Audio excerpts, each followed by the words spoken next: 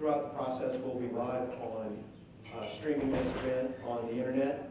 so our public utility partners across the country can be watching and gaining value from the information that's going to be dispensed today. I'm going to turn this over to the team leader on this project, which is Paul Schalander. Paul is a former NARUC president and also former public service commissioner from the state of Idaho, as well as a former state representative from the state of Idaho.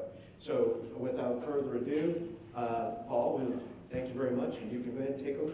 Thank you very much, Commissioner Skrmata, and also want to thank the Louisiana Public Service Commission and their staff for all the help that they have put in, specifically Lauren and Brandon over the last few days for the work that they have done to schedule some meetings and make us feel very, very comfortable in Louisiana. And also with the Louisiana Public Service Commission, thank you again, Commissioner Skrmata, Commissioner Chair Francis, and also Commissioner Lewis for inviting us here to help in your efforts to create a Louisiana Advanced Nuclear Energy Strategic Framework. We will eventually get an acronym so we can shorten that up. Also, too, I know that we have some initial sort of housekeeping issues that we'd sort of like to at least share with you. And for that, I get to proudly introduce Lauren Evans. Good morning, everybody. So I just want to remind everyone that we do have parking validation available over here. Kim will be down here till about 9:30, but we do have the barcode that'll be there the whole time. We do have handouts over here, and I also request that everyone sign in. Commissioner Skrmata noted that this is being streamed on YouTube. This is a public meeting, so please remember that if you have any questions, I need you to come up here so that way we can get you on the microphone, so that way everyone at home can hear you. But just be mindful that it is a public meeting. And if anyone needs to use the restroom, it is down the hall all the way till you get to the tables, and then you take a break. So that is all the housekeeping I have. Excellent. Thank you very much, Lauren. And if we think of anything we missed, we'll always go back to Lauren and blame her. So thanks again for all of your help.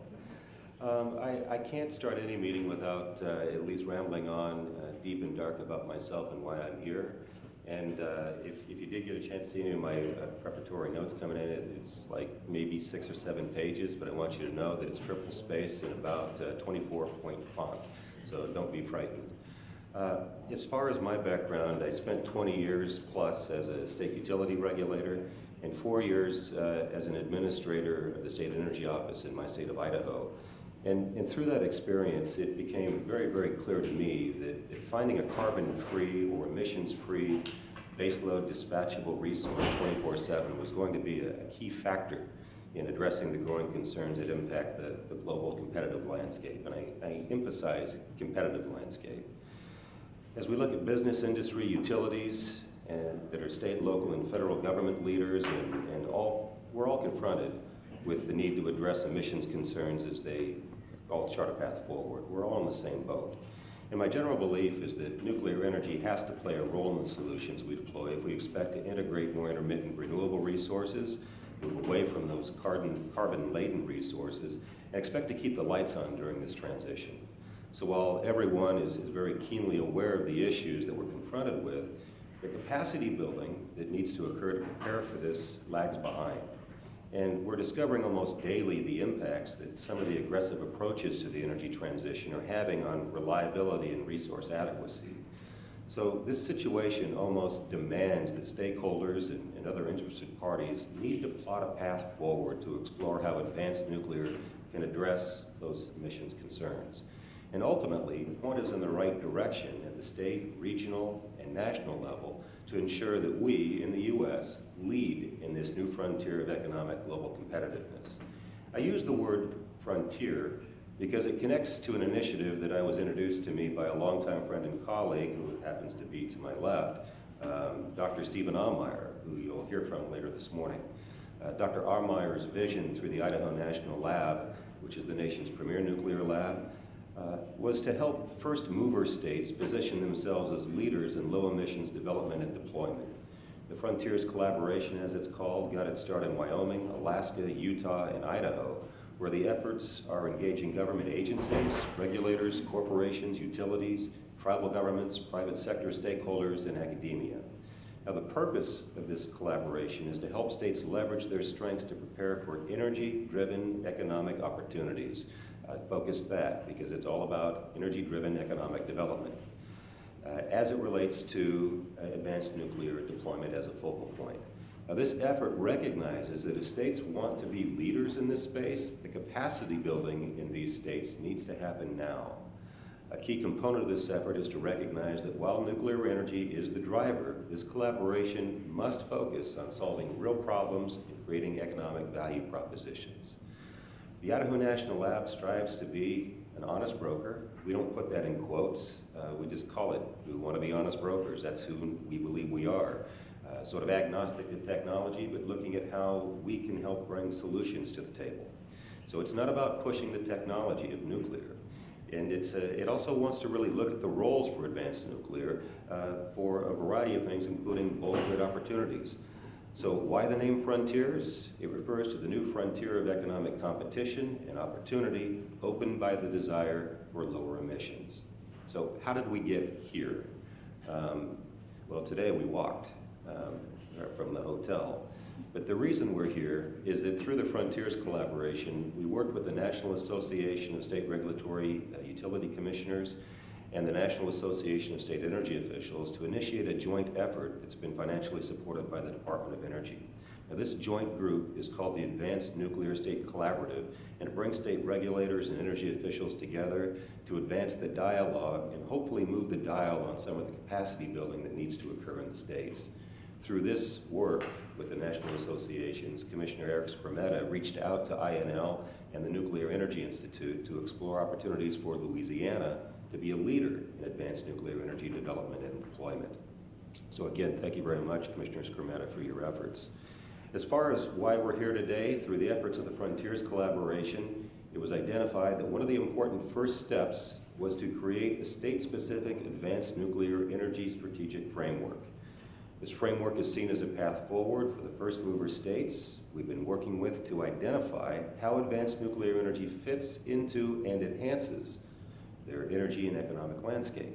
And when Commissioner Skrmeta reached out to us, it made sense that a similar framework initiative here in Louisiana could assist a next mover state like yours plot an energy-driven economic path forward. So as we prepare to move forward with a Louisiana Advanced Nuclear Strategic Framework, God, we need an acronym. It makes sense, again, to be very, very clear about what it is and what it isn't. The framework process brings interested parties and stakeholders together to explore use case applications for generation, economic development potential, and long-term benefits to Louisiana, ultimately positioning Louisiana to become an advanced nuclear leader on a local, regional, national, and global level. From the outset, we want this effort to be viewed as an honest broker approach that could facilitate the deployment of advanced nuclear energy that will help drive economic development by focusing on three main pillars: generation, supply chain, and value chain. It's also important to be clear that the strategic framework should be compatible with Louisiana energy policy and respect the regulatory compact. Additionally, while this framework could help inform policy in Louisiana, it's not intended to be a policy statement. And it clearly is not intended to overhype the potential benefits of advanced nuclear. For now, I won't spend more time describing the framework and its development. More of that will happen later as we get to the actual launch, which will be later this spring, and we'll pick a date that's probably as inconvenient for you as it will be for us. But that's something to look forward to. We'll have more time later to discuss some of the steps associated with that framework and hopefully how you in this room can be engaged as stakeholders as we move this forward. So again, the real intent of this meeting today is to do some level setting that will help provide an overview of the current state of advanced nuclear energy and help you all get a sense of where it's going, all of which can help set the table as we explore some of the next steps associated with developing and launching this Louisiana-specific framework. So let me just go over quickly the run of show today and the order of presenters and what they'll present as far as some of the, and then we'll talk a little bit about some of the next steps from there. We're going to begin with Katie Ostian with the Nuclear Energy Institute, and she'll be talking about the state of advanced nuclear energy from her perspective. Then we'll hear from Dr. Stephen Allmeyer about what is different and why that matters. We'll hear from Josh Parker. Josh, you want to just raise your hand? So, yeah, great. They're all up here, by the way. Josh Parker. And Josh is going to be talking about microreactors and what BWXT, his firm, is doing with commercialization efforts for microreactors and why that's important. Then we'll hear from Marcio Paz Barreto, who will offer up an overview of the Wyoming framework experience, some of the lessons that they've learned as they've moved down this path, and also a new business models related to manufacturing supply chain and how they've actualized their framework in the state of Wyoming, another energy producing state similar to Louisiana. And then we'll have some questions and answers and hopefully some dialogue associated with some of the next steps associated with the official launch of this Louisiana framework. So the first thing I'd like to do is just go ahead and launch into the presentations and just do a very short introduction of our first presenter, and that's Katie Austin. Katie is a senior project manager for New Nuclear at the Nuclear Energy Institute. It has an acronym, it's NEI. She specializes in advocacy for all new reactor technologies, including large light water reactors, small modular reactors, non-light water reactors, and microreactors. Katie leads the NEI New Reactor Regulatory Working Group, which is focused on providing industry coordination and strategic guidance on key generic licensing and regulatory issues for new reactors. Their efforts to resolve regulatory issues and implement recommendations for ensuring a modern and efficient regulatory framework are aimed at ensuring viability of multiple advanced reactor deployments by 2030. Katie holds a Bachelor and Master's of Science in Nuclear Engineering from Oregon State University and the University of Missouri, respectively. So, Katie, the floor is yours. If I can find, there you are. All right. Thank you, Paul. Okay. So I am Katie Austin from the Nuclear Energy Institute, and as you heard, we're a trade and advocacy association for the nuclear energy industries. And that includes everything from the current nuclear owners and operators and their supply chains through universities, the national labs that do research and development, as well as those designing advanced nuclear. So today in the US, we have 93 commercial nuclear reactors, providing energy that avoids carbon emissions and other air and water pollution. Importantly, this energy is reliable. It has a greater than 90% average capacity factor, and it provides huge economic contributions to the communities and the states, as well as the federal level. And on a federal level, it provides almost half of the total US clean generation. On the next slide, we'll bring it a little bit closer to home. Again, nuclear provides energy here in Louisiana today. It's greater than 90% of Louisiana's carbon-free energy, supporting the state's goal for net zero greenhouse gas emissions by 2050. Providing high-paying jobs and economic opportunity with reliable, clean energy for 1.1 million homes. We know that just like today, energy of the future needs to be reliable and affordable. Our communities' lives and livelihood depend on it. Fortunately, nuclear is cost-effective, as recently shown in a Bank of America analyst report called The Necessity of Nuclear. They show how nuclear energy is affordable. It's the cheapest scalable clean energy source by far. Again, it's cost effective on a $1 per megawatt hour basis, especially when you consider all in the full system cost, transmission, any backup that's necessary, the materials that go into it. And it has the highest energy return on investment. So the amount of energy, whether it's materials, work hours, that you invest into putting that energy source onto the grid or supplying their customers, gives you the largest return on that investment for nuclear. So, adding new nuclear supports economic and environmental well-being for the sportsman's paradise and the whole country. On the next slide, I'll briefly describe the variety of options to keep in mind when you hear new nuclear, and you heard several of these listed in my biography.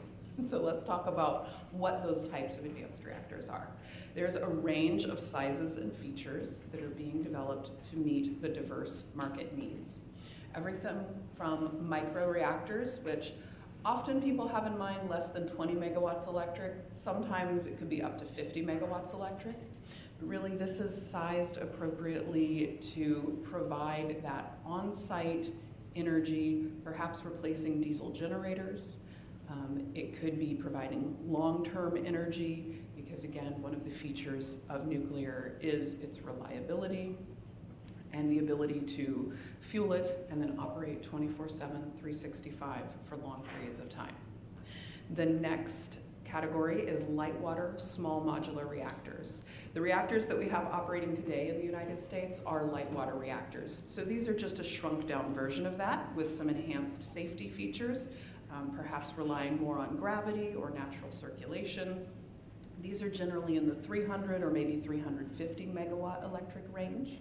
And you can see that there are several developers offering light water small modular reactors. Then on the right-hand side, we have a whole family of reactors which we call non-water cooled, because they're using either high temperature gas, liquid metal, or molten salt to provide the coolant for those nuclear reactor systems. There are several of these in development across each of those different groups. Most of them are, again, in that small modular reactor range of about 300 megawatts electric, but some of them are as large as 1,000 megawatts electric. So as we look out into the future, when we may, again, need large amounts of grid-scale electricity to be added, advanced nuclear will be an option there. Again, we know that clean, reliable energy must also be affordable if it's to benefit our citizens. Vibrant Clean Energy did a modeling analysis and issued a report a couple years ago on the energy system scenarios and found that the lowest cost system is achieved by enabling large-scale new nuclear deployment. For both of these scenarios, the target was reducing electricity greenhouse gas emissions, by over 95% by 2050, and reducing the economy-wide greenhouse gas emissions by over 60%. Again, in the lowest cost system, nuclear was not constrained, and it ended up making almost 50% of the energy generation. That's greater than 300 gigawatts electric of new nuclear if the model had its way. Wind and solar still play a very significant role, and they also are backed up by batteries and storage, as you would expect. On the other hand, if the nuclear portion of the energy system was constrained for any reason, perhaps the workforce wasn't there or the regulatory approvals didn't come in time, wind and solar now make up 77% of generation. Nuclear is about 13% of generation, so you're still adding a significant amount of new nuclear. But the increased cost to customers is over $400 billion. And that's because of the added transmission and additional infrastructure that's necessary with an overbuild to make reliable, firm electricity if you're not counting on nuclear as a significant portion. So among the system benefits of advanced reactors are long-term price stability. Nuclear has low fuel and operating costs. Again, it provides reliable, dispatchable generation, 24/7, 365 days per year. We have an efficient use of transmission and land utilization as well. So comparatively, you can put nuclear on a very small footprint compared to what you would need for wind or solar. It's also environmentally friendly, obviously with zero carbon emissions and the low land footprint. And many SMRs are being designed with the ability for dry air cooling. So again, we know that water resources are precious, and we know that we have to find the best overall solution for providing the energy that we need. Of course, they're looking at being able to integrate with renewables and storage.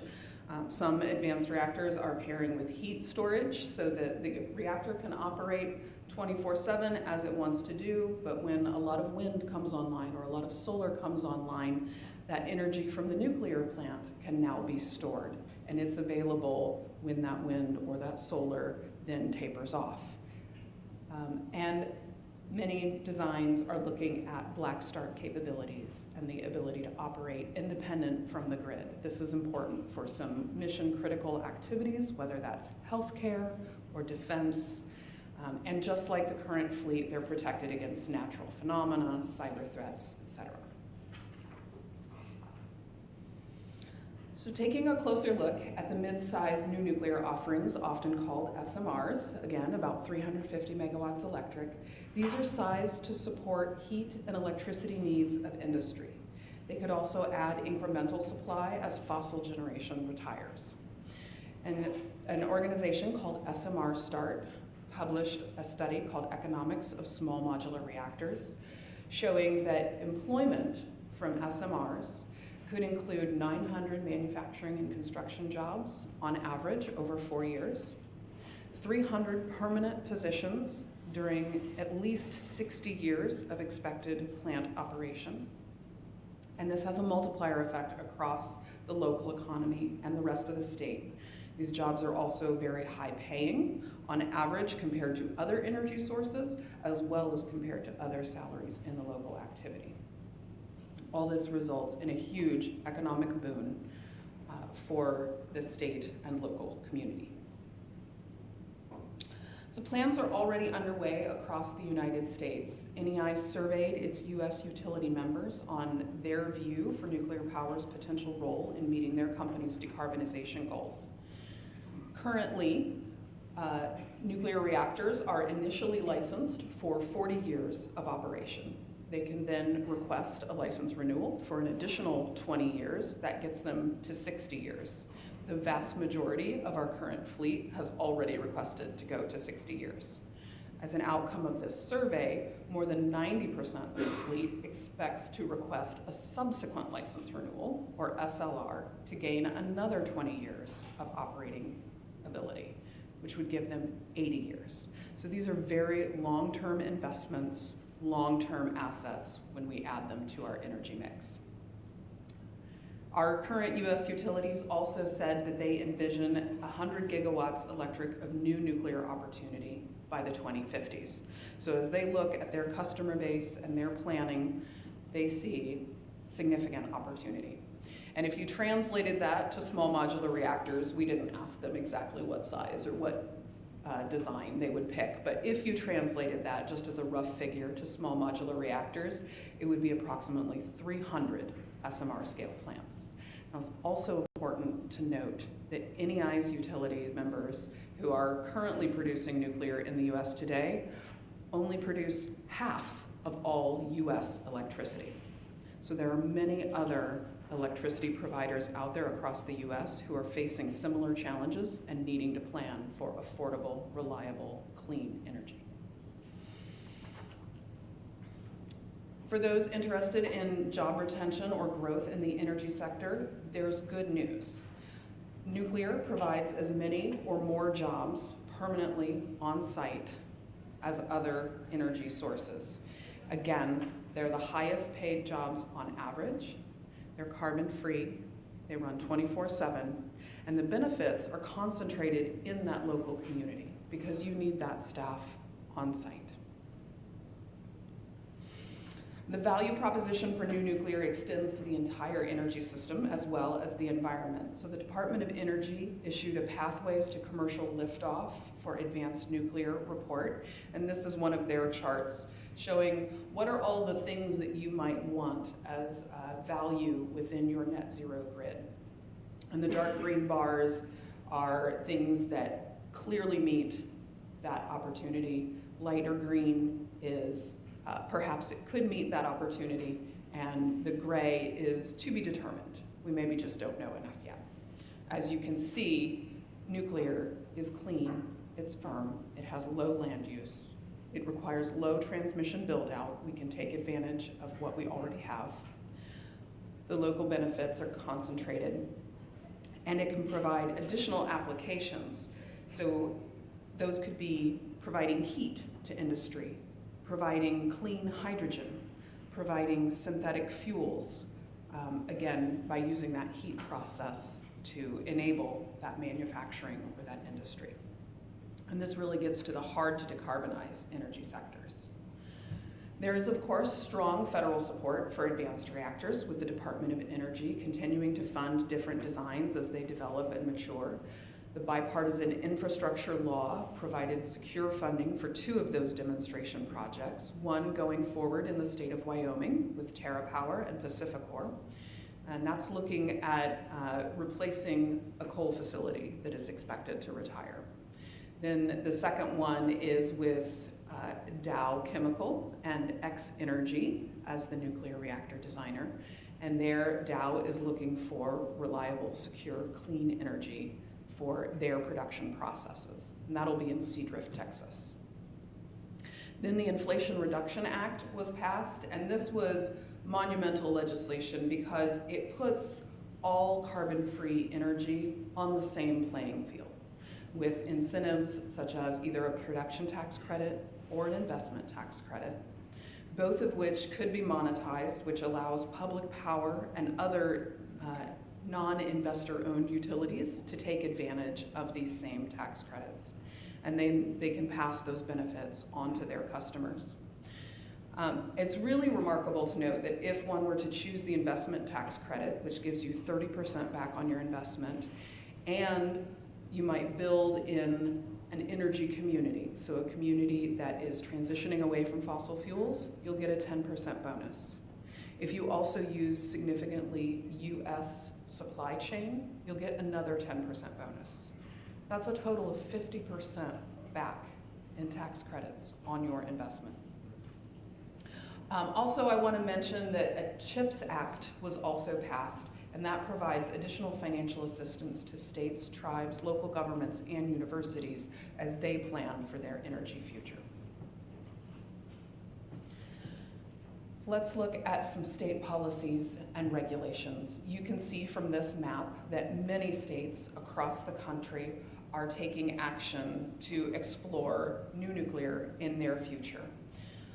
The more green colored ones are looking at legislation or governor's orders to pursue new nuclear, or at least explore the feasibility of new nuclear. The dark blue has activities led by public utility commissions, such as here in Louisiana. And then the teal or aqua colored has combined policy and legislative activities. So in the last year, at least 24 states enacted policies or approved orders supporting their existing reactors or the deployment of new nuclear technologies. 11 states have prohibition on new nuclear facility construction, but those restrictions are quickly changing. And many states are looking at studies of the economic and carbon-free benefits of next generation technology. And those studies are publicly available and could be picked up by other states to look at and compare for themselves. Next, we have states that are considering measures to better define nuclear as a clean energy, and I believe Louisiana has already defined nuclear as a clean energy, so you're ahead of the game there. States that are looking at working groups and things that are led by their public utility commissions include Kentucky, which recently released their final report, of course, Louisiana, and then Texas, led by their PUC, will be making recommendations to their governor later this year. Nebraska and New Hampshire are also in that category. So these state signals to support new reactors and remove regulatory impediments are strong. You should also know that public opinion polls show consistent and increasing public support for nuclear energy. Across all demographics, greater than 60% support for nuclear on average. And the top reasons that we hear for this include we need a way to produce more and more energy for our economy to keep growing. We need to be building capacity for more energy, not just trying to use less. And we need nuclear energy in the mix along with renewables if we're to meet our climate goals. The time to plan for new nuclear is now. There are more than 24 projects planned or in consideration here in the US, with another half a dozen in Canada, all to be online in operation by the early 2030s. With that, I will hand it over to our next presenter. Thank you, and as we move to our next presenter, first, thank you very much, Katie, for your presentation. Let's go to Dr. Steve Allmeyer, who serves as Senior Advisor for Nuclear Energy Strategic Programs at the Idaho National Lab. In this role, he's responsible for developing strategies, programs, initiatives, and partnerships to advance U.S. energy security, regional economic development, and clean energy objectives. With over 3 decades of service in the National Lab, Dr. Allmeyer is a recognized expert and thought leader in nuclear technology.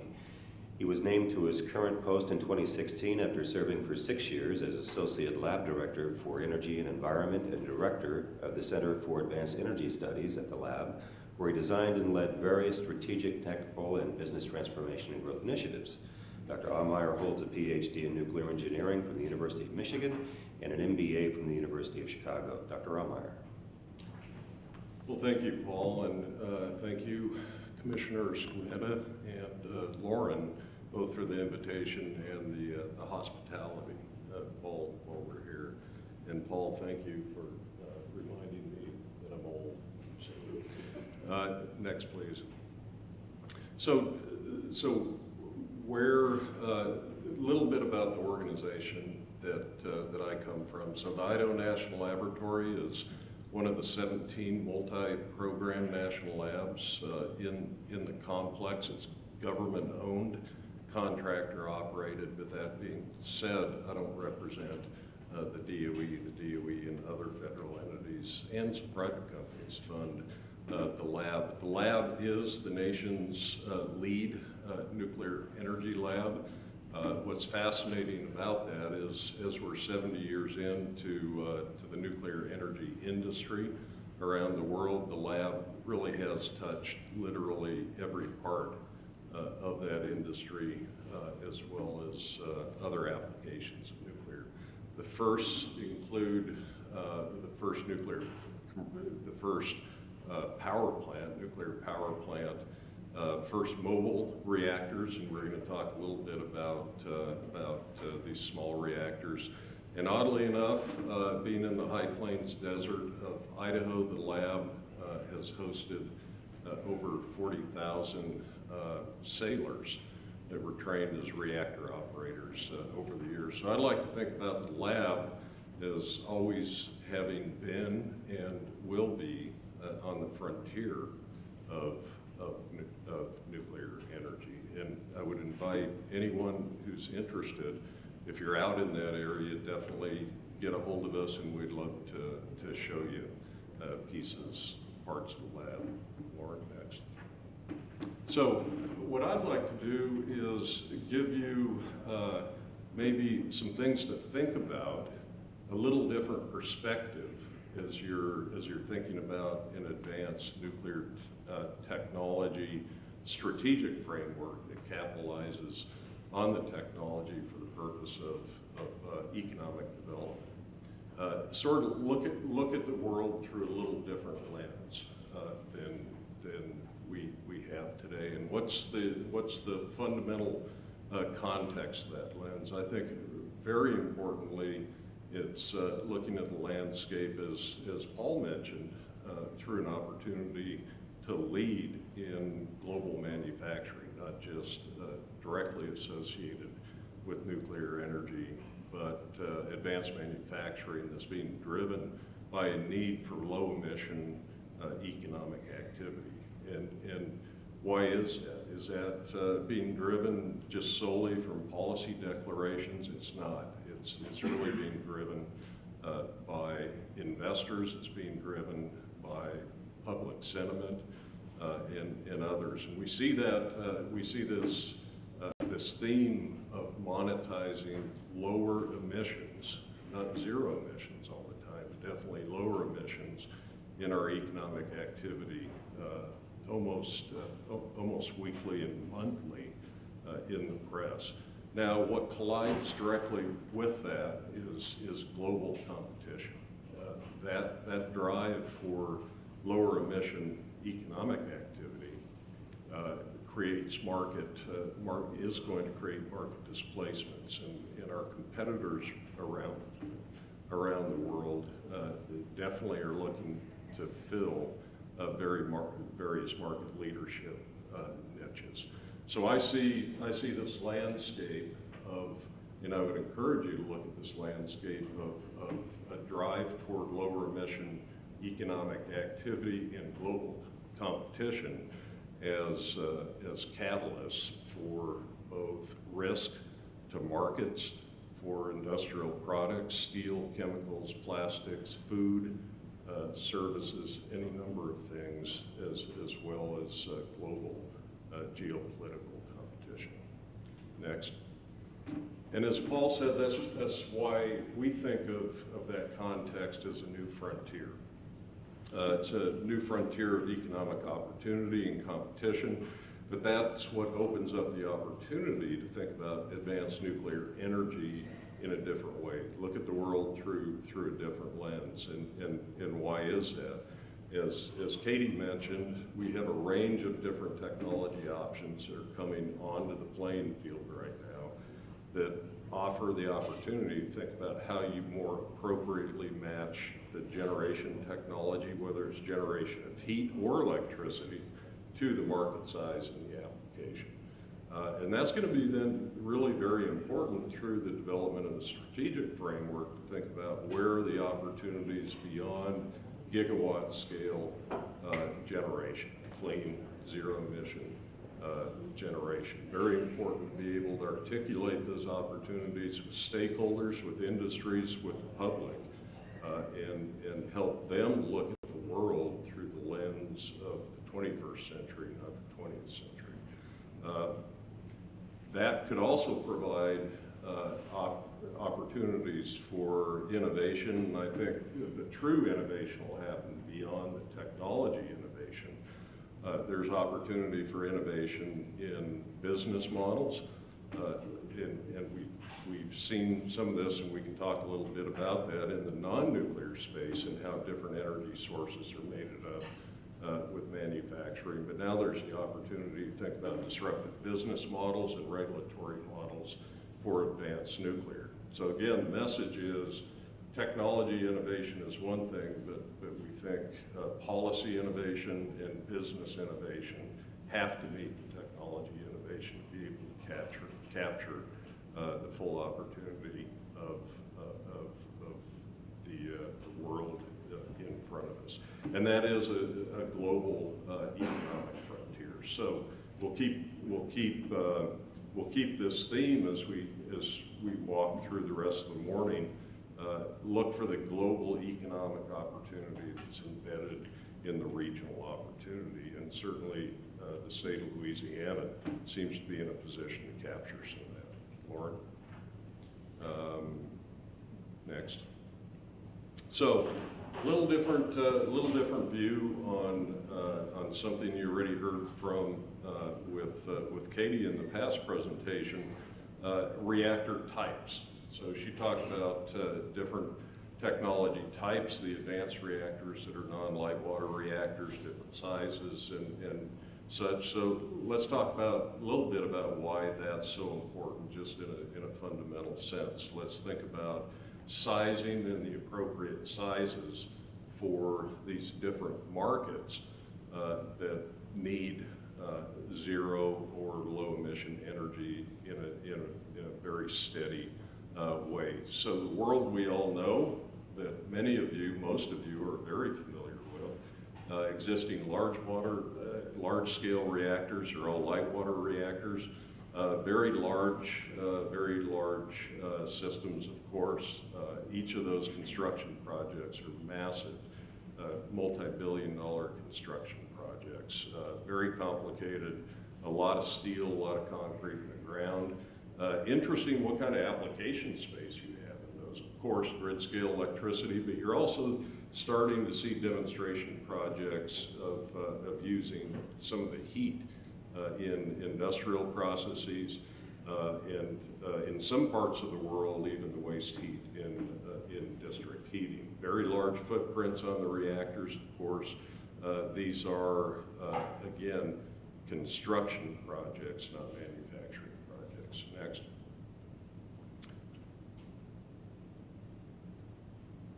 So then along comes, I shouldn't say along comes, because small reactors actually are where the commercial nuclear energy industry started.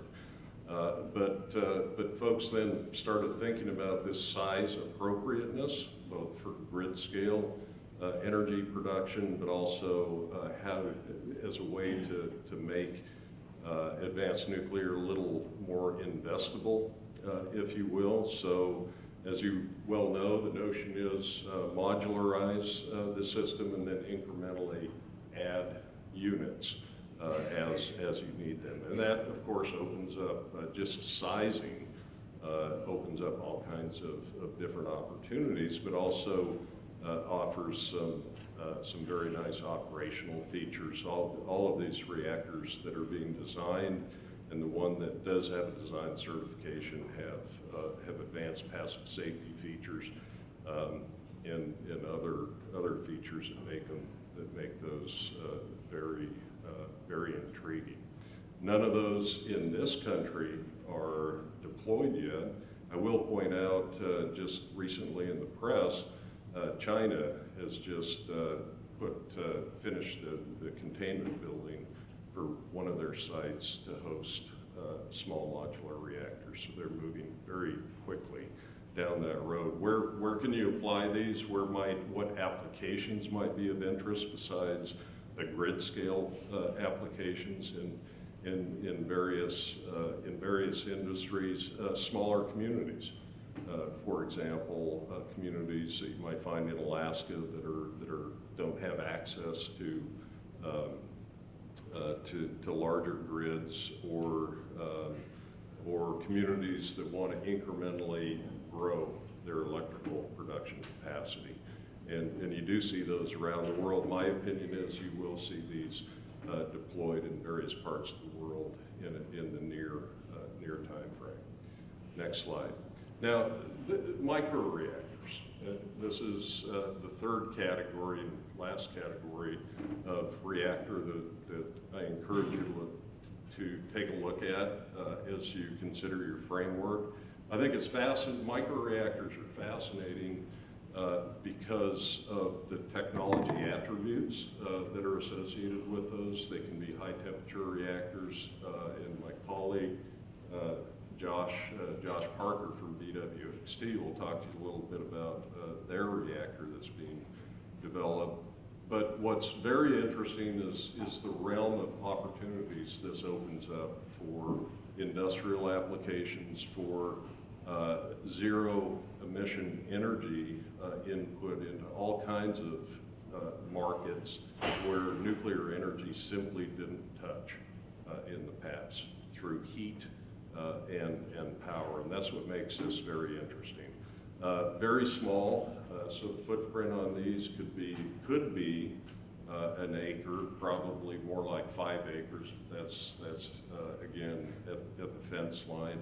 What's intriguing is the potential to incrementally add reactors to industrial sites as they march down the decarbonization path. And I think my colleague Marcio might give you an example of how that's being looked at in the state of Wyoming. Other applications, of course, include military applications. We'll talk about that in a moment. I see members of our National Guard here. Hopefully that'll be of interest. Port applications are an area where these have been analyzed as a particular area of interest, especially for onshore power. Next slide, please. So I was asked in a forum very similar to this in a different state. Wow, it sounds like many of these reactors, and certainly the applications, I'm very focused on the applications. It's all experimental, and it's brand new, and we don't want to be, you know, the experimental market for all of this stuff. With microreactors, it's interesting to know these things were deployed in many parts of the world, terrestrial microreactors. And I make the point terrestrial because, of course, microreactors are powering our ships and submarines all over the world today. But I'm talking about terrestrial microreactors. These have been deployed in several cases. The picture here is actually from Sundance, Wyoming, where from the late 60s through the mid 70s, a microreactor, or mid 60s, flown in on the aircraft at the left. This one was flown in 15 different shipping crates, put together, operated forward-looking radars for a number of years until that radar line was moved north. The reactor was then taken apart, put back in boxes, shipped out, and there's nothing there but a little fence today. These reactors were also deployed in Antarctica for very mission critical needs. They were slated for Greenland, never were deployed there. They did power the Panama Canal for a number of years, again until the mid-1970s. So remember, all of many of these applications are not new. Most of the technologies are not new, but what is new are the advanced materials, the control systems, the fuels in particular that just make these systems so much easier, so much simpler, and so much more readily usable for these various markets. And that's important as we engage our stakeholder community to help them understand as well. There is a history to these systems. Next. What I'm particularly interested in as well is a certain application of microreactors, and that's what many like to call a nuclear battery framework. So what is a nuclear battery? It's a very simple way to think about microreactors that can be deployed in industrial processes, very similar to how we look at our phones today. There's an energy source embedded in that device. So microreactors in this format seek to do the same thing. Highly modular, plug-and-play systems. So Lauren, you could call up a leasing company for microreactors and say, hey, I need 100 megawatts of heat today. I might need another 20 later. I might need up to 200, and you'd get maybe 3 of these devices placed on a concrete pad with some physical security and shielding around those, and operating within 5 days. And then if you want those taken away, you can actually take those away. No, generally in this kind of framework, they don't think about refueling. So based on today's fuels, maybe 4 to 5 year core lifetimes. For the advanced fuels coming down the road, maybe up to 10 years of core lifetime. And I would ask my colleague, Josh Parker, to talk a little bit about that. Very low footprint, and I do love to look at the footprint of these different energy systems. So the little green box on the bottom is 10 megawatt microreactor configuration as compared to the footprint of solar or wind. And no, I did not correct for the capacity factor. So for both of those, depending on where you're at, you could probably double or triple the footprint of both the solar and the wind. So these are particularly intriguing applications for mining, for oil and gas operations, and for other industrial operations that want to incrementally add zero emission energy. So again, something to think about as you think about a nuclear energy framework, are very different application spaces, very different configurations, and very different set of options. Look at the world through a different lens. Next. Markets, how might you see the markets for these play out? Likely the lead market is, as we see in many new technology application areas, the military is lead. Why is the military the lead? Very high density energy needs, secure energy needs, transportable energy needs.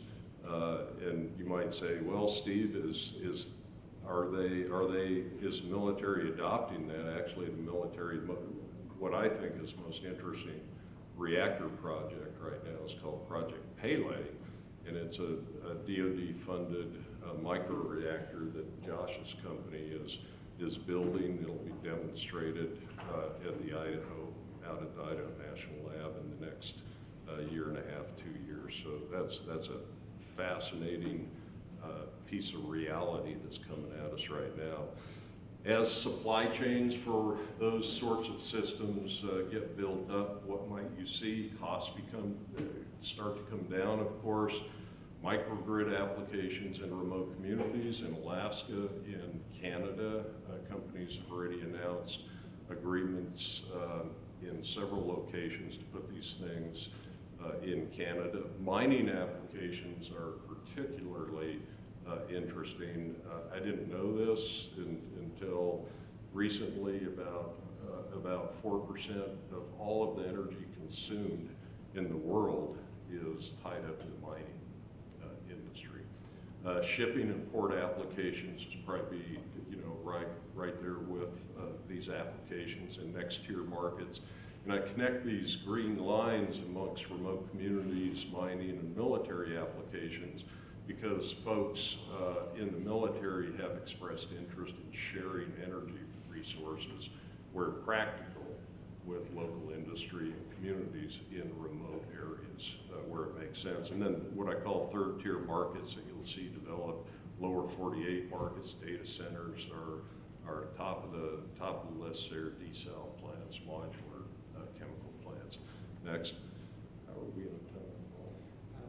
Maybe a A little more. So this is really interesting to look at what the world might offer you in the coming 2 to 5 year time frame. We have big nuclear. It's great nuclear. It's very safe and cost effective, being built up all around the world. You think about small reactors that also service the grid, but maybe a few other different applications. But then you think about the scale of the many. So we've gone from the left on efficiencies of size all the way to the right, efficiencies of numbers. And you see those efficiency trade-offs in a number of different industries. Again, I point to telecommunications has gone down that same road. Doesn't mean one replaces the other. It means you open up different market opportunities given each of those. Next. So we look at a world where we go from big construction projects. These are still very doable, of course, and I do hope we see more of the large light water reactors built, to many, right? Lots of incrementally added systems that can be then taken away and used in much more of a plug and play approach. Next. So Paul talked a little bit about this, about the importance of having a strategic framework. I would hope, Marcio is going to talk about his experience and the Wyoming experience. I'm a believer in encouraging you to look for partnerships to help you accelerate your path down the road of capturing economic opportunity. Don't reinvent the wheel. Learn, build partnerships that can help you learn from what others did, good, bad, and indifferent, or effective, non-effective, and indifferent. And some of the first mover states in our Frontiers collaboration actually can help quite a lot with that, and vice versa. Marcio's boss likes to talk about a philosophy of abundance, and I very much like that philosophy. The abundance is, there's an abundance of opportunity, there's enough for everyone to help build the opportunity together. We don't have to go it alone. And the partnerships that we've put together include both academia, which I think is very important, and I noticed your local university, LSU, captured a major energy transition engine. That's really very impressive, and I think it fits with the notion of examine where other opportunities are to plug in advanced nuclear energy. So I think by definition, you're in a great position there. Partner with other states, non-NGO community. We partner with the Atlantic Council. Very good folks there as well, and state governments. So it's a government, industry, academic sort of partnership I'd encourage you to consider. I think of that as a team of teams, and state of Louisiana certainly could be part of that team. I think last, there might be one more. Yeah, so just to wrap up and maybe tee up some of what Marcio might talk about is the Wyoming example and how that team of teams came together to help create a framework, a structure to think about the opportunity space in advanced nuclear-driven economic development. And that includes thinking about electrical generation, both bulk grid, large-scale stuff, but also more behind the meter. There's also an opportunity I'd like to point out as we think about plugging microreactors into industrial processes. What is the role for the utility of today in that, and how can they help deploy those solutions and also benefit from the solutions? And there's a couple intriguing things to think about there. There's the supply chain opportunities, the things that need to be manufactured for these new industries, and then there's the value chain opportunities. What new industries can you actually attract if you have that capacity? And then the most significant size of the prize, if you will, is how do you export all of that? How do you export that to the rest of the globe that's seeking solutions like that? So how can you be the provider of the services, the manufactured equipment, and the know-how to help others do the same thing? So that's maybe a little different way, little different lens to look at this world as you move forward with the advanced nuclear framework. Okay. Thank you very much, Steve. Dr. Raumeier, I'll be semi-formal. I'll get over that, though. And we will now move on to our next presenter that we have here today, and that will be Joshua Parker, who's going to be talking about microreactors and what BWXT is doing with commercialization efforts of microreactors and why. And just as far as Josh's background, he's a professional engineer and also the director of business development for BWXT Advanced Technologies, LLC, which is a subsidiary of BWX Technologies, Inc., which some of you may be aware of. He's responsible for strategy development, sales growth, business expansion, and identifying and building strategic partnerships and alliances. Before joining BWXT, Josh worked in the nuclear fuel business unit at Framatome, Inc. as manager of fuels business development.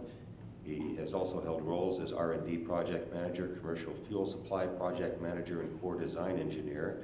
Josh has managed projects that develop new and novel fuel analysis methods, seeing them successfully through the U.S. Nuclear Regulatory Commission review and licensing.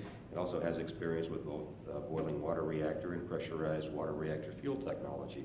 Josh holds a bachelor's degree in nuclear and radiological engineering from the Georgia Institute of Technology and he's a fellow of the World Nuclear University Summer Institute program and a professional nuclear engineer registered in the Commonwealth of Virginia. So Josh, the floor is yours.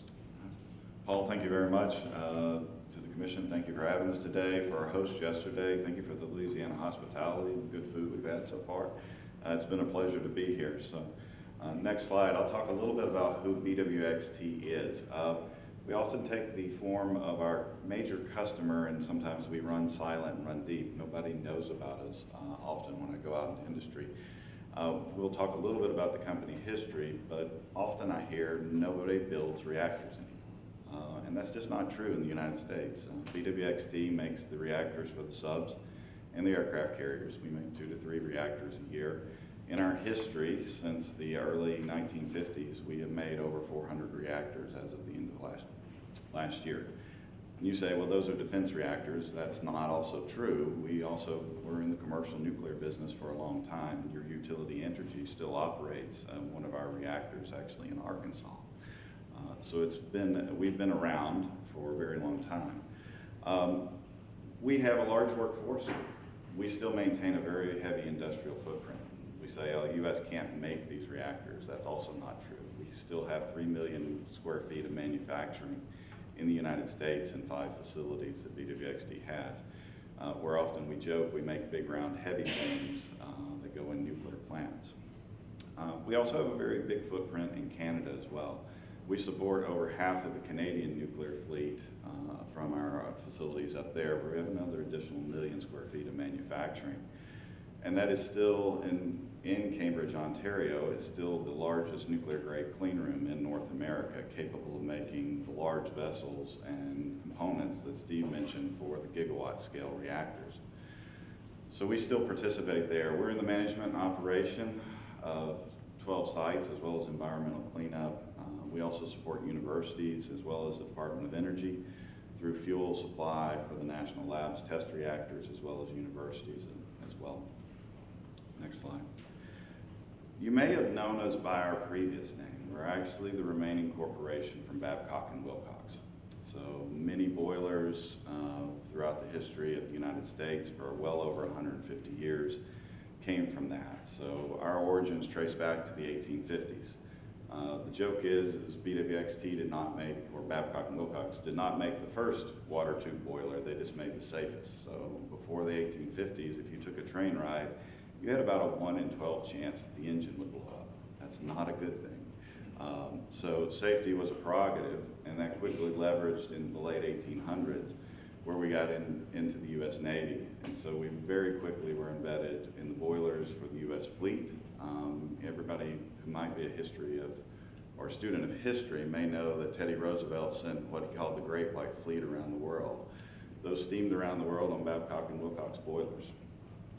So in the late 40s, the nuclear navy was being stood up. So right after World War II, a gentleman named Admiral Rickover, who had a long standing with the U.S. nuclear industry, and sometimes considered part of the father of it, came up to BWXT, and the story goes, he tapped us on the shoulder and said, look, you make steam boilers, we want to make steam out of nuclear power, you need to get in the industry. And Babcock and Wilcox was like, no.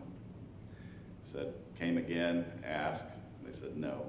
Third story was, he sat down, he said, I'm not asking any longer. So in 1946, Babcock and Wilcox entered the nuclear industry.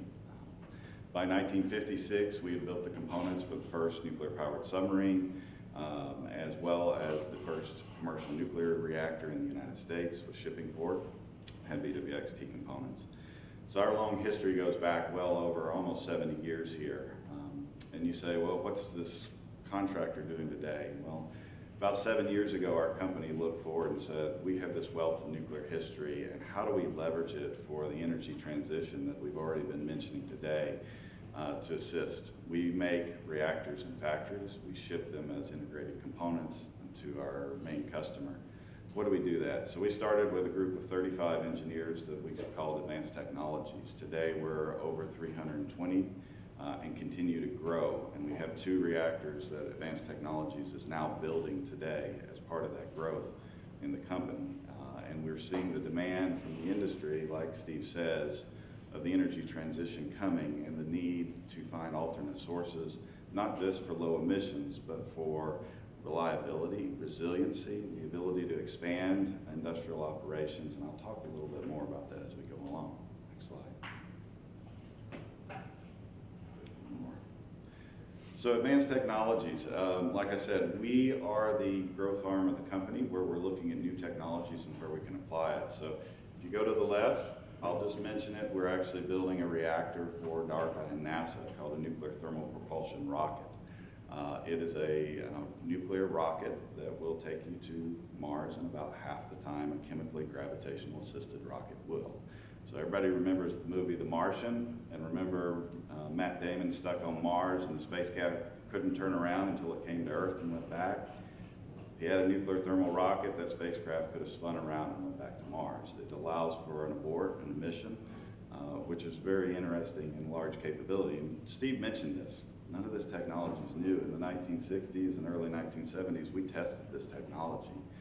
We now look at space and say we need to explore deep space. We have eyes on Mars. We have other places that we need to be between here and the moon. And so this technology is being developed, and we're actually building that reactor today. Steve mentioned Project Pele. We have a reactor under construction at our facility in Lynchburg, Virginia. That is a 1 to 5 megawatt electric nuclear reactor that fits in a 20-foot ISO container. So it has 3 other ISO containers that support it for heat transfer, power generation, as well as the instrumentation and control. The Department of Defense Strategic Capabilities Office is the one who's contracted with that, and as Steve mentioned, we will deliver that reactor to his site out at Idaho National Lab next year for testing. So that reactor, Steve talks about nuclear batteries. That reactor has 3 years of energy in it at full power. So it goes there and you could take it away. You don't actually have to refuel the reactor like you do from River Bend up here, where every 18 or 24 months you remove the top and you actually take the fuel out and shuffle it. So the core is treated as a cartridge there. Also interest from that from humanitarian assistance. Steve kind of hinted at that. Can you pull these in when you need them to provide power?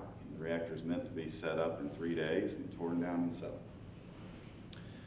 As an extension of that, hang on, go back one slide. As an extension of that, we also built or are designing a larger reactor. So Project Pele is what's known as a high temperature gas reactor. Katie talked about that earlier. Uses gas as a coolant. We've got a bigger version. It's not transportable, it's not fitting in an ISO container, but you can still ship the reactor on normal standard road requirements. That was kind of the purpose, because we were looking at Arctic communities for that deployment. This can be used for remote mining, where you might need industrial heat and power, data centers, as well as oil and gas sites. We also do development in nuclear medicine, where we're developing diagnostics and therapeutics for identifying and treatment of cancers as well. So we're taking all of our nuclear knowledge and we continue to leverage it both in the energy sector as well as for the benefit of humanity there. Next slide. This came from Lawrence Livermore National Lab. This is the U.S. energy consumption back in 2021. We often talk about the grid, which is the orange box up there at the top, and we talk about decarbonization of the grid, going carbon neutral. But if you look at it, there is a larger energy portfolio that we face as a nation. And you can begin to see that in terms of transportation. And if you go to the next slide, we talk about EVs and our cars and Teslas and Volkswagens and the others that are coming out with electric vehicles. What's that going to do? That's actually going to take the petroleum off of the transportation sector and actually shift it onto the grid. So the grid's got to grow in order for us to reach that energy transition in that way, where we're decarbonizing the transportation industry. The other interesting factor is industry as a whole uses still a massive amount of heat. Most of that is behind the meter. Most of it's generated either by natural gas or by coal. So if you go to the next slide here, what's going to happen is the industry, as they begin to decarbonize, are going to draw more on the U.S. grid as well.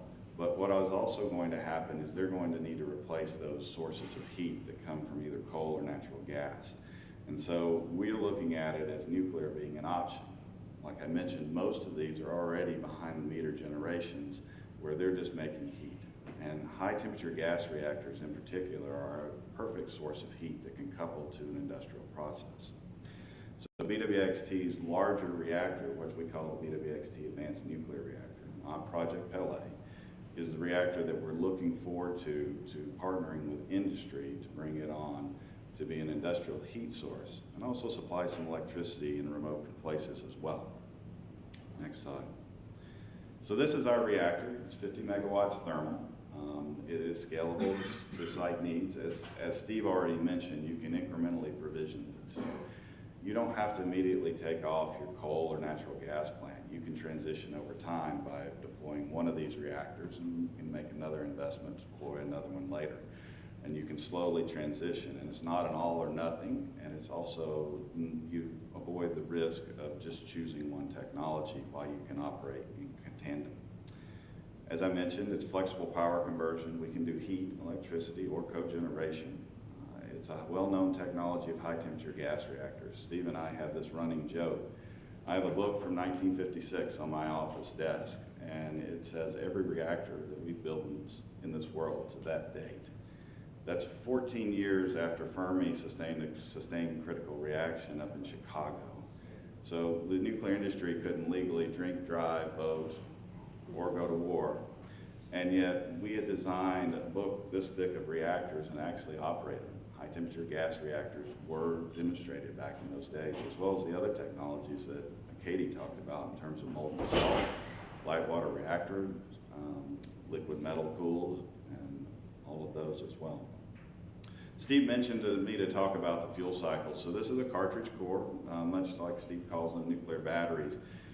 The original fuel form, which is a qualified fuel form, is known as trisofuel, which we can talk a little bit about later if you're interested, but it basically contains all the fission products, and it's about the size of the head of a pin.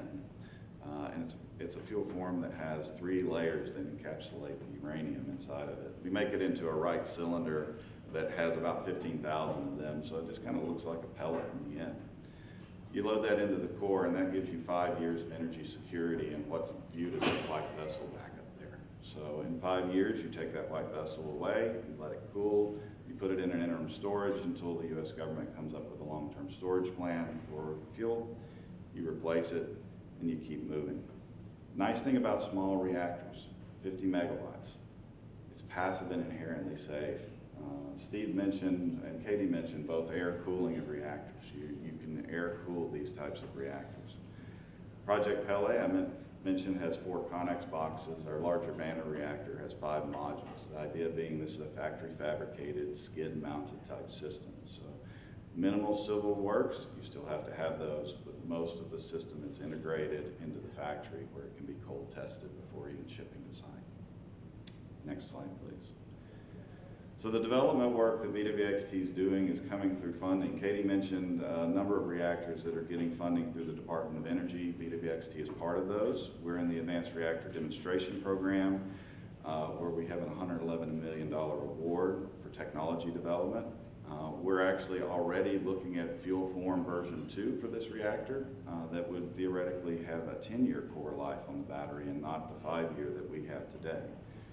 We're looking for sensors for autonomous controls. I mentioned we're in space reactors. That reactor that we're going to launch with DARPA and NASA is not going to have an astronaut on it, and we will operate it from Earth. If we can remotely operate a reactor in space from Earth, we can remotely operate reactors on Earth if we look at it appropriately for autonomous controls and ensure security. That's an ongoing discussion with the Nuclear Regulatory Commission on how that will be looked at, but it's an interesting part as you look at remote communities and places. We're also looking at commercialization and supply chain development. So we often say the nuclear supply chain is shaky in the United States. Maybe not true, maybe just hasn't been exercised in a long time. BWXT has 7,000 approved suppliers throughout the United States for its main core of its business. And we continue to look and expand the nuclear supply chain as we grow in these new projects.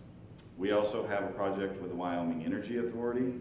So Marcio down there, Steve and I have all worked together on this. So we're looking at actually designing our reactor to mate up with a trona mine in the southwest of Wyoming, soda ash. So an industrial process that uses about 10 times the amount of heat that it does in electricity generation. So once again, they have coal, natural gas generation that they need to run their plant, and a little bit of electricity as well. So we're making sure that the secondary side of the system, that where the heat can be off-taken to the plant, lines up. We're also doing a supply chain assessment with Wyoming to determine how Wyoming could supply components for the reactor, looking at the licensing strategy for this for a multi-unit site in a large area in the southwest of Wyoming. We'll get into the conceptual design. We will actually demonstrate that we can fabricate parts in Wyoming as well as in the regulatory engagement plan. And so that's under phase 1 and phase 2. Phase 3 would be the idea that we've reached a state that if somebody says, yes, we want to buy a reactor, so we'll complete the design, we'll get the site ready, and we'll build and demonstrate here in the coming years. So BWXT is actively working in microreactor deployment and development, and we're looking forward to it into the future. So thank you for your time today. Thank you very much, Josh.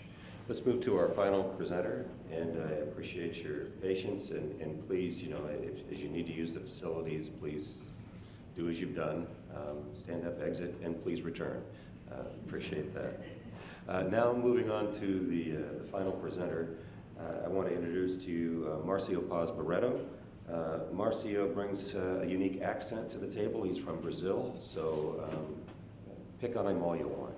He's a great American now. So we welcome Marcio to the table. He's the managing director of Evercore Energy, which is a startup dedicated to innovating distributed energy systems. He previously served as the director of industrial development at the Wyoming Energy Authority, and he has over 25 years of experience in program management, leadership development, and business development. Paz Barreto is also a non-resident senior fellow at the Atlantic Council's Global Energy Center and has a background in industrial engineering. He's received numerous awards and accolades for his contributions to advancing the application of digital technologies, practice of leadership development, and the implementation of governmental projects. Marcio is also an active participant in the INL Frontiers collaboration, and he's been assisting in efforts to identify business growth opportunities for microreactor technology. Marcio, welcome, and the table is yours. Well, thank you very much for the opportunity to speak to this audience here. I like to think that Paul invited me because Paul, Steve, and Katie are from the north parts of the United States, and then when they read my resume, they say South America, and I think they understood South of America, and then they need someone to join Josh as a Southern. So I'm from the South, the deep South, the South that is so deep that is in the other side of the equator, originally from Brazil. I found myself in Wyoming. Long story short, job opportunity, work took me to Wyoming. You can go to the next slide. Paul, the next one, please. Paul introduced me a little bit, but I'm going to just highlight a couple of things. I really like when we are talking with such an audience to show you my cars, where I come from, what's on my perspectives, and you can use your own filters to validate or not, or disagree with some of the things I say. My background is industrial engineer. That's where I went to school for, and undergrad. And I have graduate level education in economic development and public policy. I started 2 companies in my young years, and now I'm starting at 31 with a good friend and partner, Mike Wandler, which is the CEO of L&H Industrial. I have working experience in both private sector and NGO and late in the government, state government of Wyoming, where I work in both Wyoming Business Council, which is the economic development agency for the state of Wyoming, and the Wyoming Energy Authority, which is the authority in the state. It's a quasi-agent that helps the state to navigate an ever-evolving and complex energy landscape. Next. Also in the sense of giving you a good idea of my perspective, showing you my cards, I believe that firmly the energy is key that unlocks human prosperity. I don't like words like clean or dirt energy. Why? Because if you're in Alaska right now and you're running a diesel generator to be able to educate your kids, to be able to have life, the worst thing we can say that the energy is dirty. I think energy also provide business and industries the opportunity to capture value, you know, moving products and goods, manufacturing things. And then economic development and human prosperity happens only when business and industries grow. So next, please. And then here's a part of my industrial engineer mind is also mechanical engineer, so I could not resist not to put here there. I think that business development, and yesterday I visited a fantastic organization here in your region, Cajun Industries. You know, that business that innovate in the EPC market or always looking to generate wealth is the first gear in this very important thing we call economy. And that mobilized the entire industry. Just think about how that activate other sectors of the industry. And then that results in economic development and human prosperity. Now, it's impossible to do any of this nowadays without being concerned and also looking at energy as an opportunity to move all this better. Next. And then here's the last card I have that I'm showing to you in my hand. I'm a firm believer in industrial development. The industrial revolution is what generates wealth and prosperity. Some might argue that is the religion and the evolution of religion, or other revolutions like the Democratic Revolution. But things really took off in this planet, and more people are well now than before, thanks to the Industrial Revolution. Now, the Industrial Revolution was powered by easy, accessible, and affordable energy. And we continue to drive prosperity if we continue to access affordable energy. However, we have this thing called emissions that we care about. And economists call this externality. We had concerns about emissions. Now those concerns are in the forefront to everyone. So can we do better? Yes. Can we reduce emissions? Yes. But it cannot be an expense, in my opinion, at human development. Next. So with, you know my cards, you know my perspective, my biases. I'm going to talk a little bit about a story of what happened in Wyoming, how do we advance nuclear there, why I moved from the state government to the private sector again. And I will do this in a way that, I'm not saying that what worked in Wyoming will work here. I'm just telling a story that probably a little polished, hiding the ugly parts that did not work, and then you can use that as a reference to what you decide to do next in your state, in your region. Next, please. So around June 2021, we had this big announcement in Wyoming about nuclear energy is coming back to the state. Let me pause there for a minute.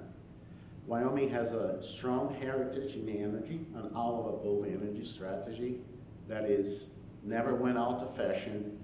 It's just cowboy boots for us. We always wear that. In the early 50s and late 60s, we were producing uranium for the United States. So we had that DNA in nuclear.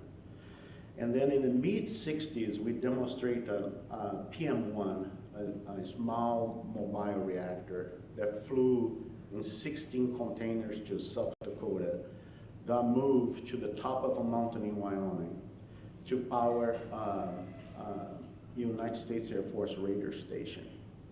And that reactor was owned and operated by the Army, part of the Army nuclear program.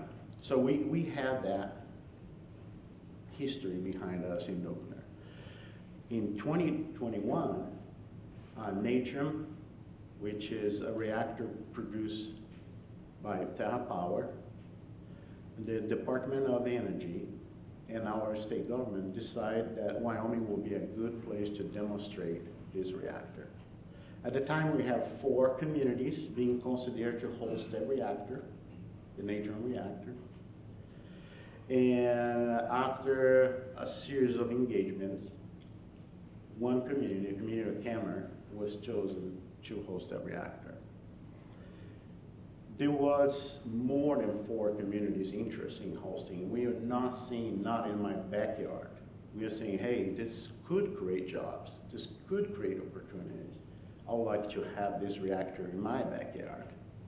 But we also need to empower the private sector to lead. Pacific Orient Power chose Cameron. And then we hope that there's communities that did not get chosen still being able to move forward. So we knew that there was a good reception. So the governor and some leaders in the legislature said, we need to create a roadmap. Because if we only build one reactor, we are doing a great job in supporting the private sector to build that reactor.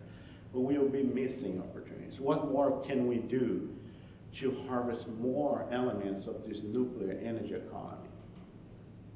Some had an ice-only uranium economy. Some would like to fabricate and manufacture parts. Others want to use the heat and power of reactors for their own industry. But then the state looked to the agency I used to work, Wyoming Energy Authority, and say, hey, we need to create a roadmap to help us to navigate this. I was tasked to create that roadmap. And then I looked the road that was ahead of us, and I saw this. How I'm going to build a roadmap to a road that doesn't exist, or it's very hard to see what's down the road, without making very dangerous assumptions that will permit later public resources that I don't own, the people of Wyoming own. And how can I support better the industry? So we kind of start to put the idea of a roadmap in the back, and we start to talk about a strategic framework.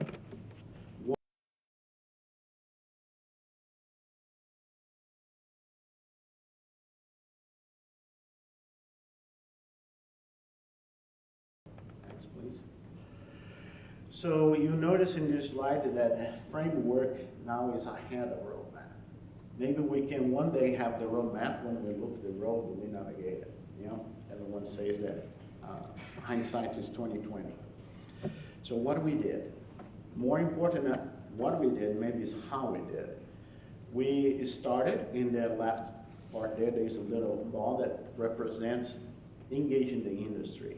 We host in our university, University of Wyoming, a strategic meeting where we invite field fabricators, uranium miners, folks in the supply chain, nuclear supply chain, reactor developers, representatives of utilities. We brought everyone that we thought that had experience or a stake in this developing of this framework.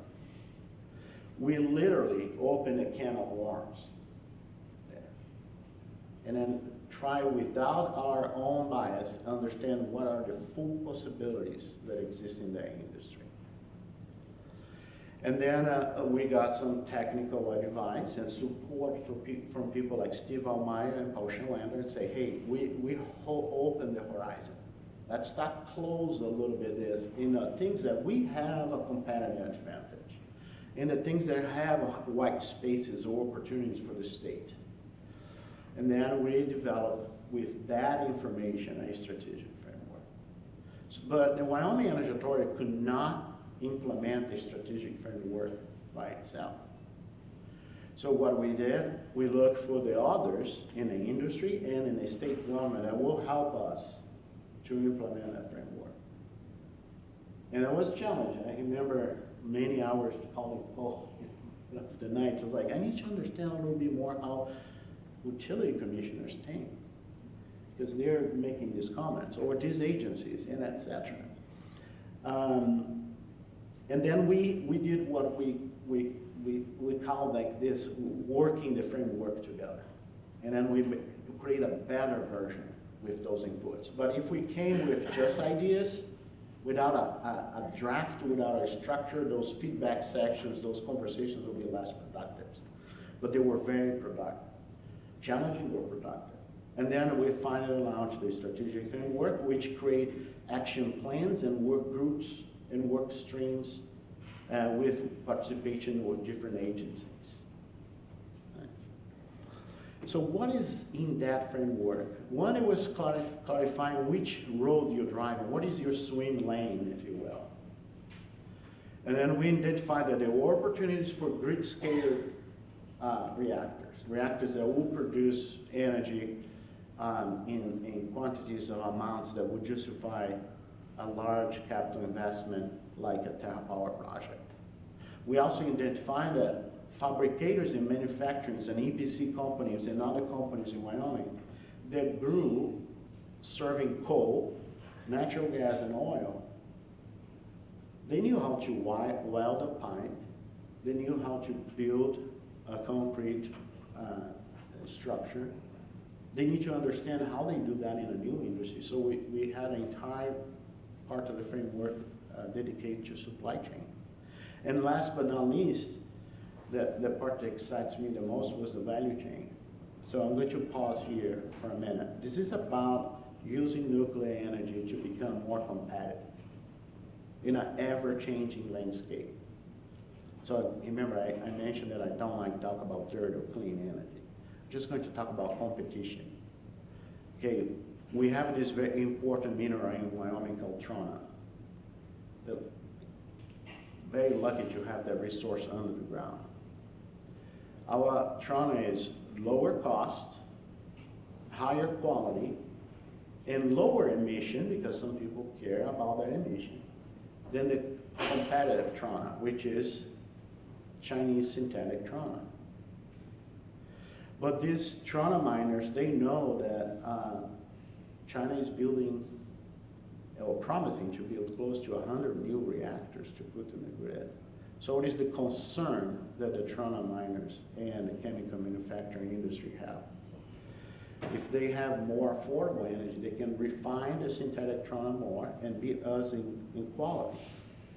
They could, with the affordable energy from nuclear reactors in the long term, become cheaper and then lower their emissions.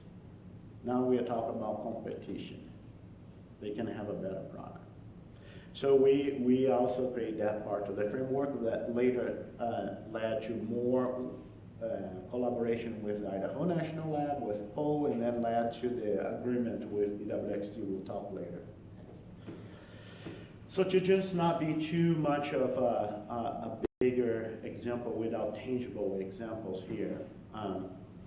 So how do we organize the different efforts in this framework? So the Natrium work stream, which is a grid-scale reactor, fits very well in that lane there. So who is working on that? Which agencies are providing support?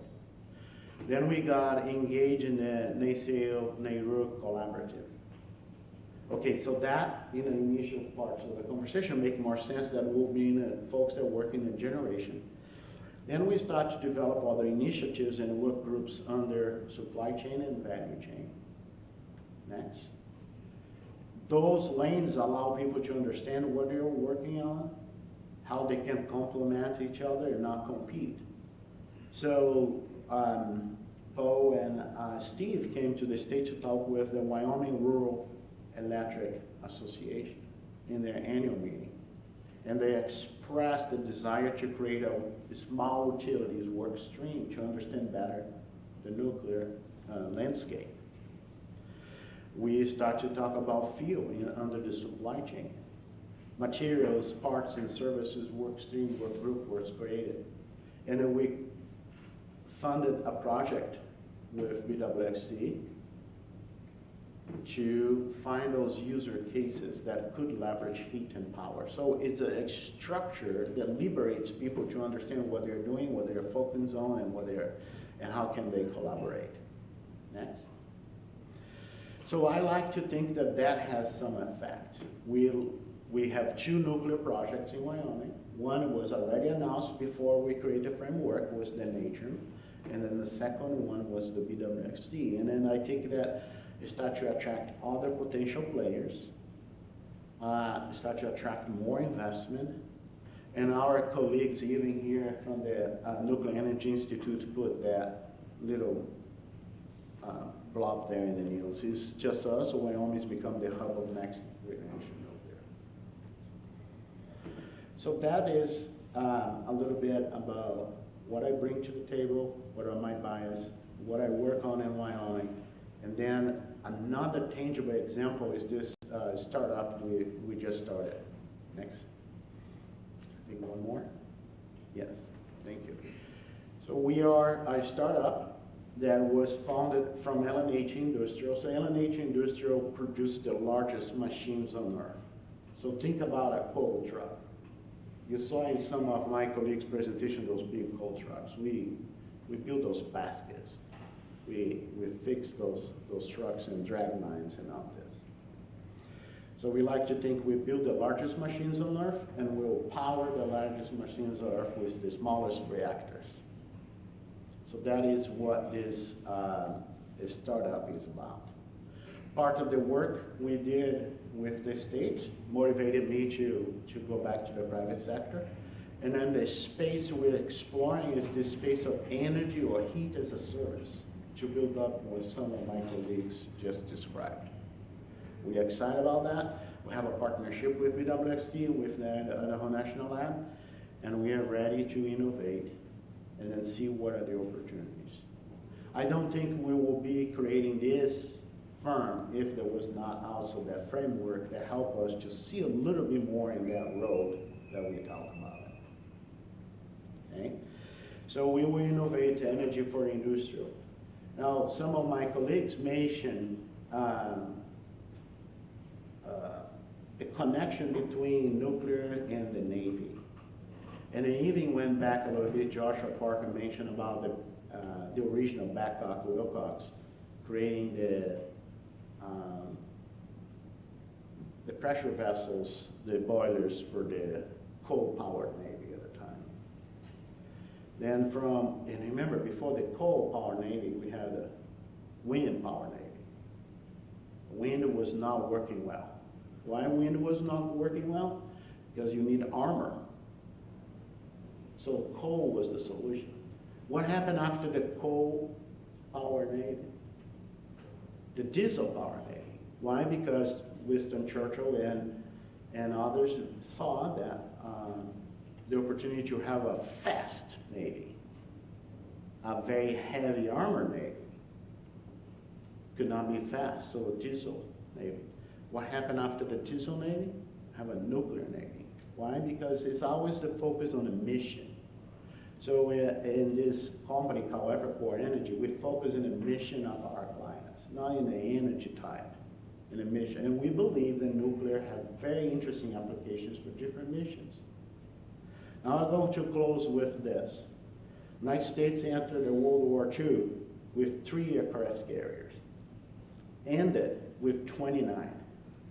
That was possible because we had a strong industrial base, powered by whatever source of energy we needed, that was able to build this.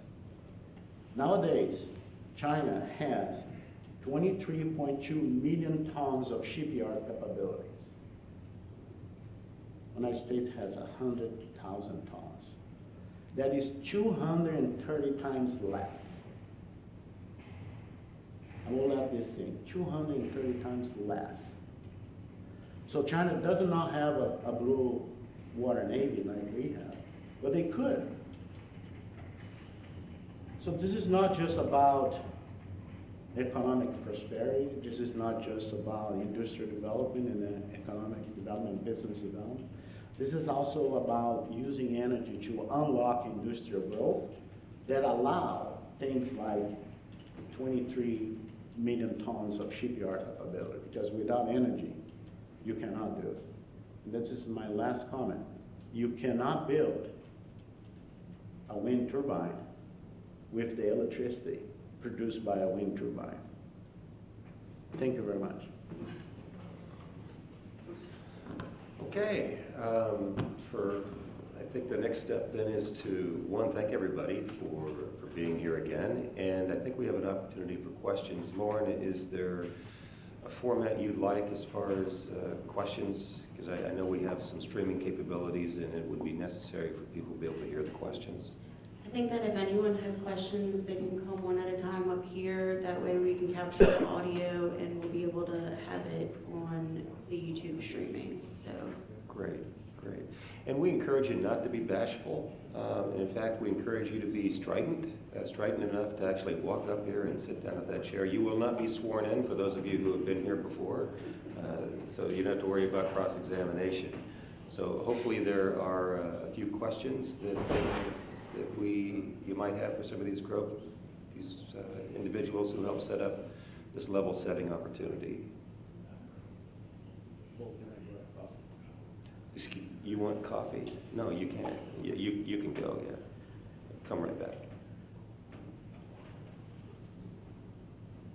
And the questions don't necessarily have to be about the presentations you heard. It could even be about what you see from what you've heard, maybe what you think a framework for Louisiana might want to include as you see the 3 pillars.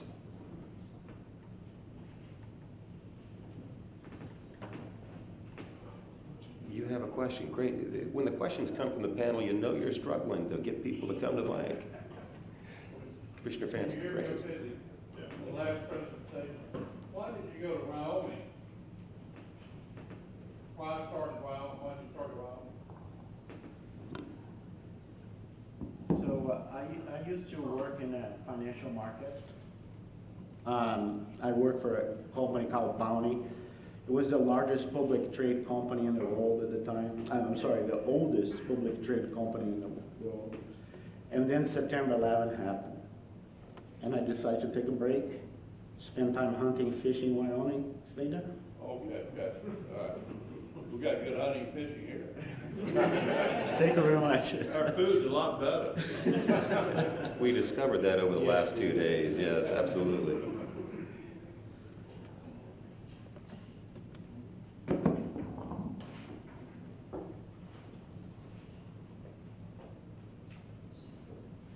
Good morning, Gordon Palazola with the King Miller Law Firm representing the Louisiana Energy Users Group. It's a large group of industrial energy users. One of the presentations earlier had compared the cost of nuclear with other types of technology, and it looked like nuclear was, if not competitive, almost the lowest cost. So why aren't we seeing more development in nuclear if that cost comparison is true? I kind of wanted to hear a little bit of expansion on that. And then the second question could be for anyone. There were a couple of different technologies as well. I'm hearing a lot about the molten salt right now.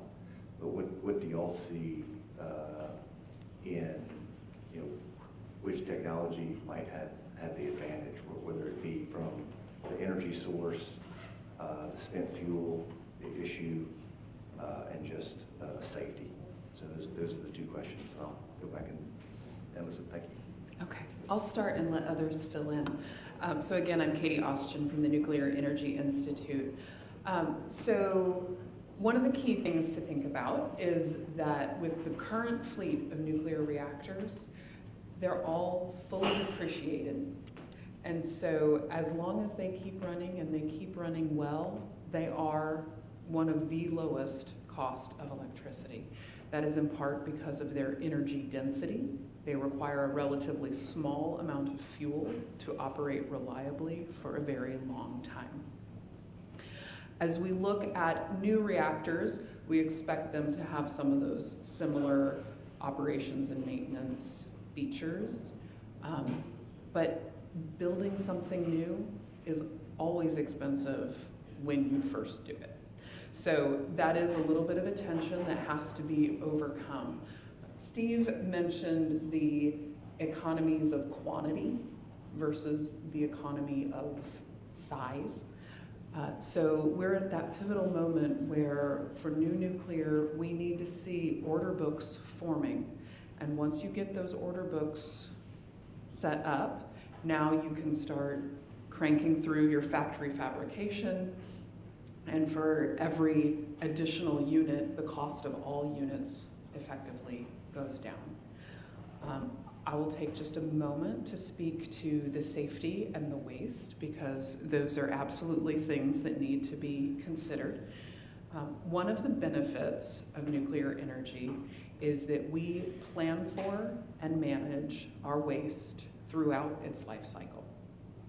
So from the production of the fuel, which Josh can probably tell you more about, all the way through its use in a reactor, and then when we take it out of the reactor, it is accounted for, it is managed, It is protected from people, and people are protected from it, as well as the environment. Your entire life's worth of energy use, if it were from nuclear fuel, would fit in a 12-ounce soda can. So that's a very manageable amount of waste that we know how to handle and how to use. As for safety, nuclear energy has an impeccable safety record, particularly here in the United States, but really as you look across all forms of energy, it is the safest without question. Steve? Yeah, thanks. So a couple things to think about relative to costs, price, and also then technology availability. And I'd ask Paul to chime in on the price piece, especially when engaging with stakeholders on these questions. So with price, it's going to be really cost. It's going to be really important in the future, especially for the smaller systems that get embedded into industrial processes or other economic activities, to think about the whole value stacks and what's monetizable in a value stack associated with, for example, a microreactor being embedded or a number of microreactors being embedded in a trona mine, to Marcio's example. So it's not just about the nameplate cost per megawatt hour of heat or electricity. Then you start asking, okay, what am I going to save? How can I monetize the price stability and price security? For the utility, I'm really very interested in the question of, okay, if a utility can be involved in that sort of application, how can that actually directly assist the utility in being able to use the marginal both generation and transmission asset for other customer growth as opposed to that industrial process? So there's a monetizable value there. How do you monetize, and how will emissions be monetized both directly and indirectly in not just through tax policy, but as your customers get more sensitive to emission content? We could probably walk down for different applications, different parts of that value stack that's going to be monetizable. I think that's maybe a little easier to do with big grid scale applications because it's been established, but with these other, the other 60% of energy markets that might now be open to nuclear, that's going to be something very important to think through and very clear. It's going to be important to think through that very clearly. Now let's think just for a moment about technology options. There are lots of different, many different technology options and deployment frameworks being conceptualized and actually developed and pitched. Somebody mentioned molten salt reactors. There's both solution core reactors. There's some really interesting, I think very credible work by companies like Kairos that are being done in molten salt cooled, TRISO-fueled reactors. There's microreactor vendors, aside from BWXT, that have different configurations, both things that look like they're just scaled down versions of larger systems all the way to the nuclear battery format. So there's a lot of stuff out there. That's what is important to understand. I'd encourage you to look at it in maybe 3 buckets. Kind of ask yourself questions, or ask the purveyors of those technologies questions. One is market applicability. So what type of reactor is applicable to what type of market and why? So we talked about some of those. Josh talked about the high temperature gas reactors in nuclear battery configuration where they're applicable. And we don't have the time here to go through all of those different different bins, but that's one bin to think about. The second bin to think about is the physical attributes of those. What are you actually buying for the advanced technology? And all of the technologies now that I know of, I'll say everything that I know, there might be different ones out there, have some passive safety attributes. This is really incredibly important. The simplicity that can go with an advanced system that couples with passive safety is very, very, I think it's key to broader deployment. Now people will ask the question, well, what is this passive safety? That's another experimental thing, it hadn't been proven. Well, actually passive safety techniques have been proven. I'll give you the example of sodium-cooled fast reactors that look like the reactor, very similar, almost the same reactor that's going to go into Wyoming. So I grew up at the test reactor that demonstrated those technologies, and you can actually pull up the video of the walk-away safety features of that reactor that was demonstrated back in the mid-1980s, I want to say. That reactor is the experimental breeder reactor 2. So they demonstrated you could initiate these, some of the most aggressive, well, the most aggressive challenges to the safety systems. And the reactor, because of the physics of the fuel and the coolant, and how it was put together, shuts itself down. So it is truly walk-away safe. Not just shuts itself down, but has enough passive cooling. It keeps itself cool. So that's critically important. You can't cheat physics. You can screw up engineering, what people do often, sometimes, right? It happens. Actually, I heard about that with the bridge that's just going on. Is it I-10 sank? Maybe 3 or 4 inches. You don't want that happening, right? So engineering can have mistakes. You can't cheat physics, so that's passive safety. So ask yourself about those sort of fundamental different features that are in these advanced reactors. Okay, so we talked about application, the applicability to a given application. Ask, delve deep on the safety features of a given system. And then the third piece really gets to, it connects with the cost as well. Ask the question of timing. Okay, I don't want to say credibility of the offering, I'll just say realistic timing of the offering. Some companies know how to build reactors, they have built reactors. I would think those are more likely to be in the near term, right? And maybe be fundable. This financeable question is really important too, and that gets to size of the reactors. So how do you want to finance it? Small reactors, even if they might cost more per megawatt, are going to be more financeable. That's part of the value stack in reactors. But where these lie on a realistic development path is a very important question. So there's some very good, what I think are very good designs, very good companies that are out there, but they're probably 15, 20 years down the road, right? Where there are others that are bringing forward what I would consider more minimum viable products that will be improved, but they'll be probably maybe be on the market much, much sooner. So timing, fundamental safety features, and market accessibility. That's the advice I would offer, to ask questions with all the different vendors.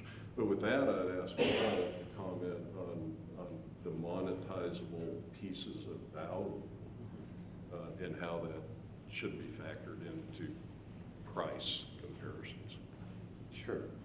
And also too, we'll bring Katie into that as well, because I know it's an issue that NEI has been looking at with their membership.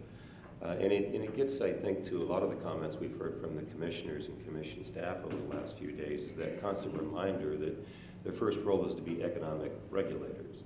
And so the commissioners will say that they are agnostic to the technology. It's what can we afford? What can customers afford? What can we legitimately get out there that is reliable, contributes to resource adequacy, but helps keep the lights on as we start to look at the energy transition. It all seems to boil down to cost. I think one of the things that we're starting to hear more about is moving away from the concept of just thinking about unit cost per kilowatt and starting to look more at whole system benefit. And regardless of the specific reactor type, if we're talking about nuclear technology, it's really going to be dependent upon the specific problems that the technology is being deployed to solve. And that's really going to be a case-by-case basis. So as we start to look at developing a framework, that's where I think the role of utilities is extraordinarily important in this. When I look at a regulated utility today or a co-op or a muni, what I really see many of them as is they are the electricity factories. You know, they are the ones who know how to produce electricity and get it out into the industry. But as you start to talk about those specific use cases, it's going to be, all right, it's almost impossible to build new transmission. So when a customer comes to me, for example, and says that they need 20 to 30 to 40 megawatts of power, and it's got to be clean, after I'm done laughing, I then start to look at, all right, do I have the available transmission capacity? If I'm lucky enough to have that available transmission capacity, do I have the ability to find a purchase power agreement where I can actually wheel that power? Now, it's likely going to be from an intermittent resource. I'm also going to have to firm that up, so there's going to be costs associated with that. Then I'm likely going to have to look at whatever additional costs there will be to enhance the substation to accommodate that power, and then there may be other costs on the distribution side. So as I start to add up all those costs and then take it to, you know, what a regulator might term as the cost causer, or the individual who is asking for that power, and they see what that costs, several things happen. One is they may run to the governor's office, the regulator, or their nearest neighborhood legislator and say the big bad utility won't service. Well, that's not what the utility told them. The utility just explained this is very, very expensive. But now moving away from unit cost per kilowatt hour to the actual point I wanted to make, instead of looking at what might otherwise be a stranded investment cost we could talk about down the road, which is why they couldn't just build that resource on the other side of that congestion. When you look at the total whole system benefit scenario, is you have to start to look at what may be considered some of the avoided costs that some of this technology may allow you to do if you can place it on the other side of a constraint. So again, it's a lot of the discussion we're hearing, at least on the national front, and as we begin to talk to some utilities, specifically Pacificor and others, is they're all starting to get to the point of recognizing we need to get past this whole unit cost per kilowatt hour comparison and start to look at what would be considered that whole system benefit that also incorporates things like Katie was talking about, is that some of the technology having a 60 to 80 year life, as compared to how many times would you have to replace some intermittent plus battery storage unit over that same period of time, and what are those costs? So again, starting to look at it from a different sort of paradigm shift. So Katie, is there something you could add to that? Yeah, I'll add that as you were alluding to, there's the life cycle costs. So everything from start to finish, and how long is that asset in operation? And again, the lifetime of nuclear assets is significantly longer than many renewables. And when we look at all of that added transmission or that overbuild to accommodate capacity factors on the renewables, then when you start comparing apples to apples, which is what the Vibrant Clean Energy study attempted to do, you see that we need everything, and we can't over-rely on any one thing. I'll also point folks back to that Bank of America analyst study, and I think, Lauren, the slides will be available to folks online after the fact, so you can go back and find that study. It talks about energy return on investment. So again, thinking about everything that goes into building any particular source of energy and the related transmission system, distribution system, How does that compare when you start stacking things together and looking at what is our energy landscape in the future? Commissioner Scormetta. Yeah, just, I know we're running towards the end of this, I guess, but I kind of look at this as it's the beginning of our process. And kind of as an opening part of this, two phases. One of Commissioner Francis suggested that this moment and this panel is a great opportunity to take this, I guess, y'all should consider taking this on the road to the regional meetings. C-Root's coming up in Asheville, and you might want to discuss with Ross Hammond and maybe bringing this to Asheville, because it's been incredibly informative and a good value as a start point, number one. And number two is, where do you see this as we take the next step? Because, this sort of opening dialogue about sort of the elements of where the future lies and where do we go from here. Obviously, the sort of, I think, the next part of this equation comes down to how do we find our way to the economics of the solution. And how, we've had meetings with other commissioners. We've talked about, are companies interested in building these situations, these devices, and what are the impediments? Where is the constriction in the funnel on getting these companies to make the financial commitment to engage in the manufacturing? And I think what you were saying is critical, that, and what you were saying, Paul, is that when we're looking at something that's a potential 80 and maybe even in newer devices, maybe even a 100-year life cycle of a device over something that's a 20-year life cycle, and looking at this total package evaluation versus for per unit kilowatt life cycle. But where do you see this as going from this task force, as we're looking at it, and where are we going next, and when do you think we'll take the next step? Well, I will start with some of that as we look at, what are the next steps with the framework, which I think is one of the key questions. And that was it. Yes. Oh, thank you very much. So with the framework itself, and I think Marcio hit on it as he was instrumental in developing the Wyoming framework, which was the first one that any state really undertook in that format. And that was making sure that you have the right stakeholders at the table, in the room, and actively participating, able to have the autonomy to participate from the beginning. And that's why I'm very, very encouraged to see all of the investor-owned utilities represented in this room today, because you are crucial to helping to develop the appropriate use cases. I'll give an example. In Wyoming and Idaho, Wyoming has developed its initial framework, but it took a while to finally recognize that there were some missing pieces. And the utilities were a key piece of that missing piece. In this instance, the major investor-owned utility had a very good understanding of what light water reactors did and what small modular reactors did, but no understanding of the microreactor nuclear battery piece of the puzzle and how that might help them address things like avoiding stranded cost investment by being able to have transportable microreactors, how they could participate and play in a role behind the meter. We call it behind the meter. Could they be owners, operators, partners in some of those things?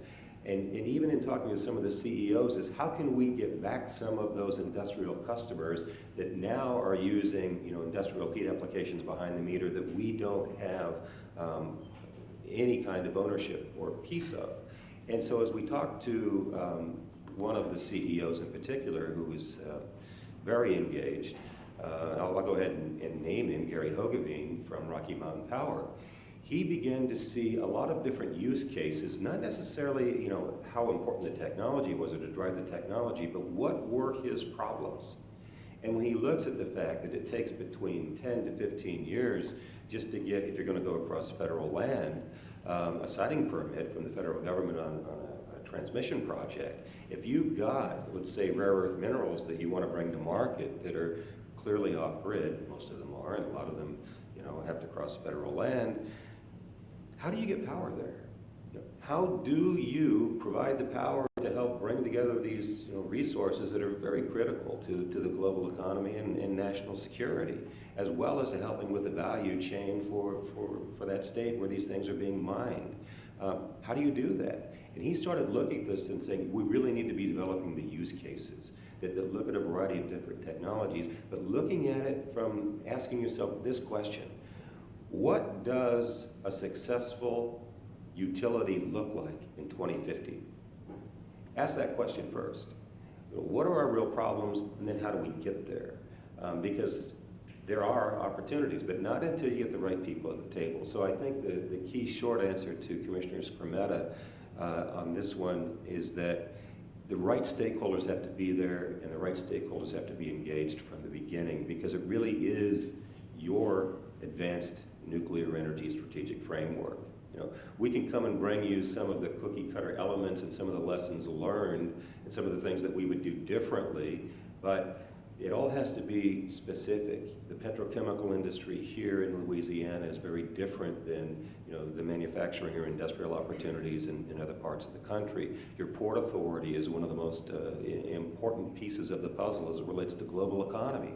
And how do you take what is important and special to you, and you know who your manufacturers are that can be part of the supply chain. And even if you never deploy some of the technology in your state, why shouldn't those business and industry be part of the global economy that's manufacturing some of these materials to be utilized in this industry, which, as we've heard from NEI and others and BWXT, is going to be growing in large ways over the next decade and beyond.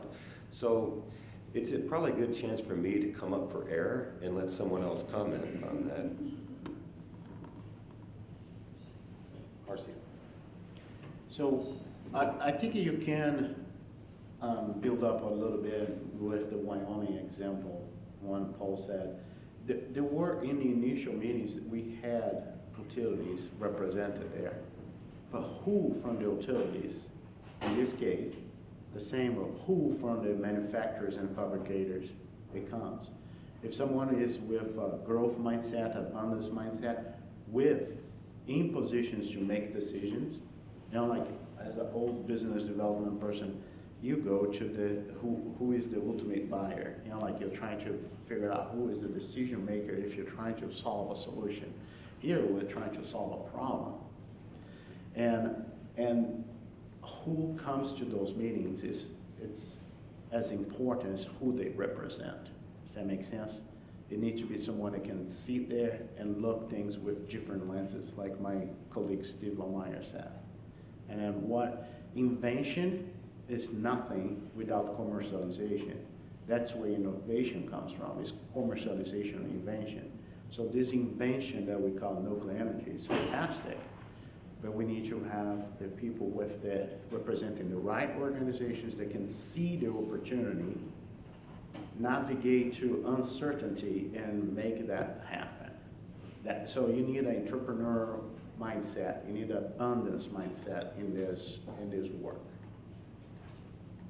And I'll speak a little bit from our Wyoming experience as well. So one of the things, I'm a firm believer in shoe leather business development. So I can read a lot of reports, I can take a lot of websites in, but it really doesn't beat actually putting your feet on the ground and seeing corporations and what they can do, industries and their capabilities, as well as the end users and hearing their needs and actually physically seeing their plant and realizing, oh, that doesn't work for them because of X, Y, and Z, or this could be a solution.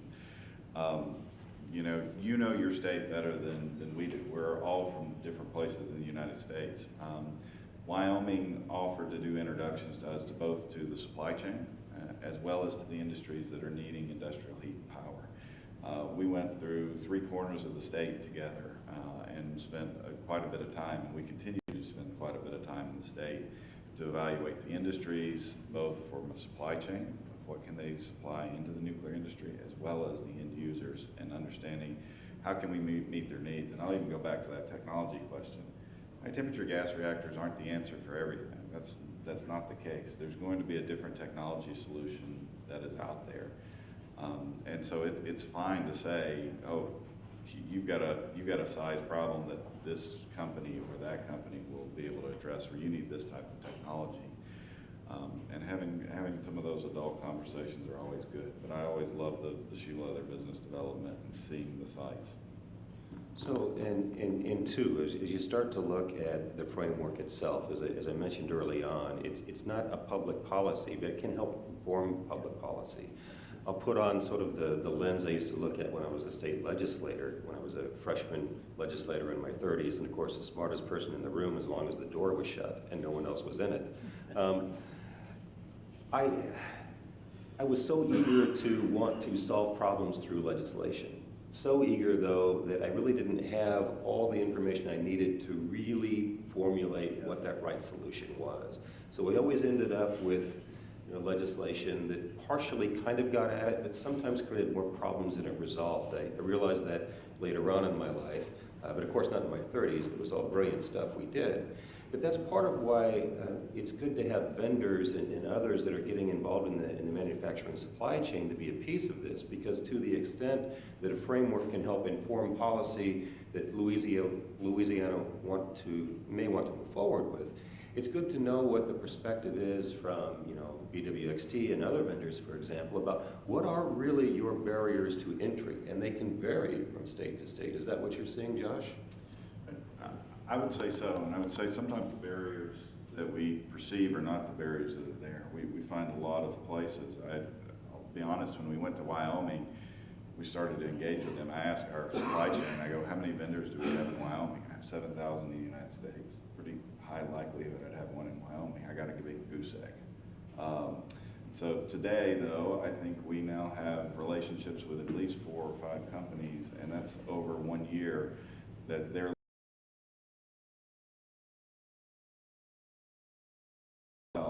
because we've discovered those along the way. So I think that's critical of saying, okay, there's not even this value of developing nuclear, it's the whole supply chain, because it's going to be needed, and it can bring an economic value to the state as well. And along that same lines too, and I didn't want anything I said earlier to look like it was demonizing any of the other resources that are out there, as far as all of the above approach that I know Louisiana is on track for. But then too, from a utility use case scenario, how can some of these other technologies help shore up some of the other resources that you're bringing on? Because that's what you can build now. And that's really what you're left with as a regulator and a utility. As you've got load growth, you've got to be able to build something to serve that load. And if the technology isn't ready, what is that intermittent resource? What is that resource we bring on? And then as you bring these in and you start to recognize some of the other issues you need to address, how can some of the other emerging technologies have a synergistic relationship with them to further help support and integrate more technologies into the grid and taking advantage of those resources while seeing that economic growth and development opportunity within your service territories? So that really is part of the more holistic approach too, as you want to look at the value chain associated with developing a framework. But when I start to look at the framework too, what I see it really is as an opportunity so that when your state is ready, when manufacturers within your state are ready to be in this space, when vendors come in and want to look at this, when others are ready to move in this bringing on advanced nuclear technologies, what does that look like? Who do I go to? What has the state done to kind of give me that framework, that roadmap, if you will, to help me figure out where to go and how they're ready, and have that repository, if you will, for that roadmap ultimately. And that's where I really do applaud the Louisiana Public Service Commission for taking on this role and helping to move us down that path. But if I had one major plea to this group and others, is whether you're with a state agency or otherwise, is if we can get the contact information as we begin to sit down and look for those target dates due to the actual launch for the framework, that as we develop whatever panels it is that we need to have here, that you are actively engaged in those panels. We need to have a utility panel as a case in point. What are your real problems? What do you already see for those of you that have nuclear reactors in your fleets? And some of you operate in multiple states, and while you may not have reactors in this state, you do in others. You understand how this technology fits in and what your concerns are there. But then based on some of the initial sort of level setting we've done here, how do some of these other technologies play a role in that space? And again, too, looking ultimately as you start to get to those use cases, and I'll pick utilities as the one example. Who is better positioned to talk to us about use cases for serving customers in a state that is vertically integrated and regulated than those utilities and those co-ops that are a piece of this puzzle? So we have to have that in place, because the solutions for Louisiana, many of them are in this room. They're not at this table. They're out there. You are the stakeholders that we need to have. And if there was the other ask too with the Department of Defense, there are so many opportunities that the Department of Defense can bring to the table. If you had reactor technology there that may not be connected to the grid all the time, but could be in the event of an emergency, there's black start capability that never existed before. Imagine what that can do for storm restoration and other opportunities. But who can bring that to the table? You know where your resources are, you know where you're at. Have those interrelated conversations with the utilities and others. What do those partnerships look like from a framework perspective for the state of Louisiana? And that's part of really what the motivating driving factor for it is for us, and why I get a little passionate. I keep waiting for some, wonderful patriotic music to play, and then the flag will unfurl behind me and off we go. But the reality to that is that we need to be doing this kind of capacity building now. Josh will say, MOUs are all fine and good, but often they're not worth the paper they're printed on. Contracts is what matter. And how do you get to that? And so again, if we can get the right people at the table, and we can make sure that as we begin to do this launch of the framework, I think we can have Louisiana be able to take advantage of all the things that we have learned in some of our other efforts, and figure out, again, how to put this in a position that can be extraordinarily beneficial to you and your efforts. Thank you, Commissioner, for showing up here and getting me to shut up. I appreciate that. That wasn't my intention, but thank you. I think my question is kind of building off of your last point. Do you think it is important or a necessary step as we develop this to put this or consider this in the integrated resource planning process and make it almost, I won't say a directive, but asking our investor-owned utilities and our co-ops to consider this in that RRP process, or if a renewable portfolio standard with that question makes sense? I'm just kind of curious on, as we think long-term and short-term, do those two processes make sense to include questions around nuclear in them? As a recovering regulator, the answer is, one, that's up to you. Do you have those vehicles to do that? You do. But again, it's like when I talked about my inexperience as a real policymaker when I was a legislator, they need to be informed. So to the extent you get down there and working with stakeholders, and even through this process, you start to see that makes sense. I'm sure that those kinds of communications can go on between the utilities and the regulators to say, this is what we think makes sense. And maybe it should be a direct part of an integrated resource planning process or some other mechanism you create. I think you're asking the exact right question. I can't answer that for you. I will say that in some of the other states, it's beginning to happen, and we are seeing in integrated resource plans across the country, and I know that you know the number. So I will pass this up, but we are seeing more and more states with integrated resource plans from their investor-owned utilities that are including advanced nuclear. So it is happening. I was not going to get that specific, Paul, but I will say that yes, these questions have been asked before. Every state determines what's right for them. I put up that map of different state actions. So there are examples of other states.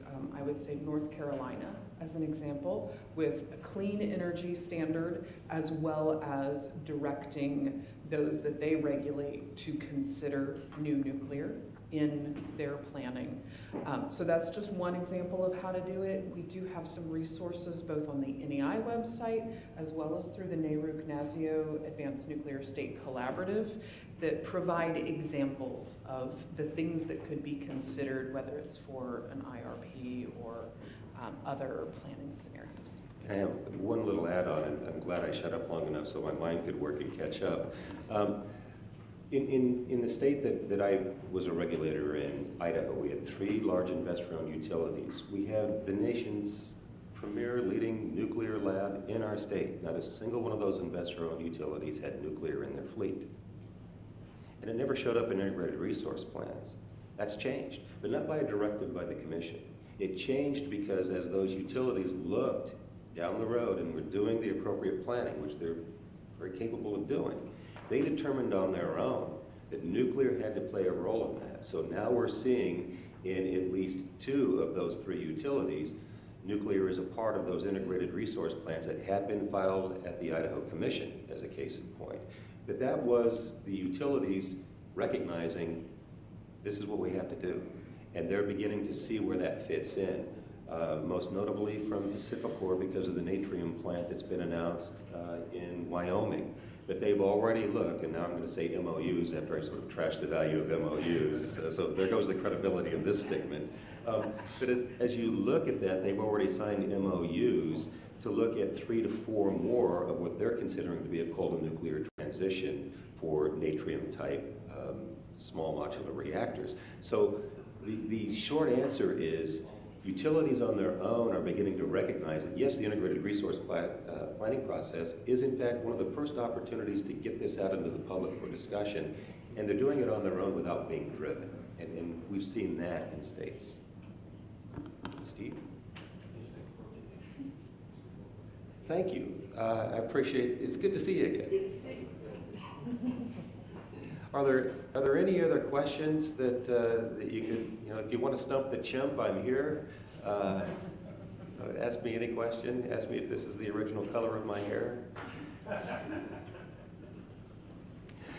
I think probably the best bet would be to allow you to please digest this, but please don't leave here if you think you're a potential stakeholder without leaving us your contact information, because as we look to the next steps, one, we need to pin down a date for the actual launch, and we need to sort of talk about what's the best way to get you the information, but also to engage you in that process.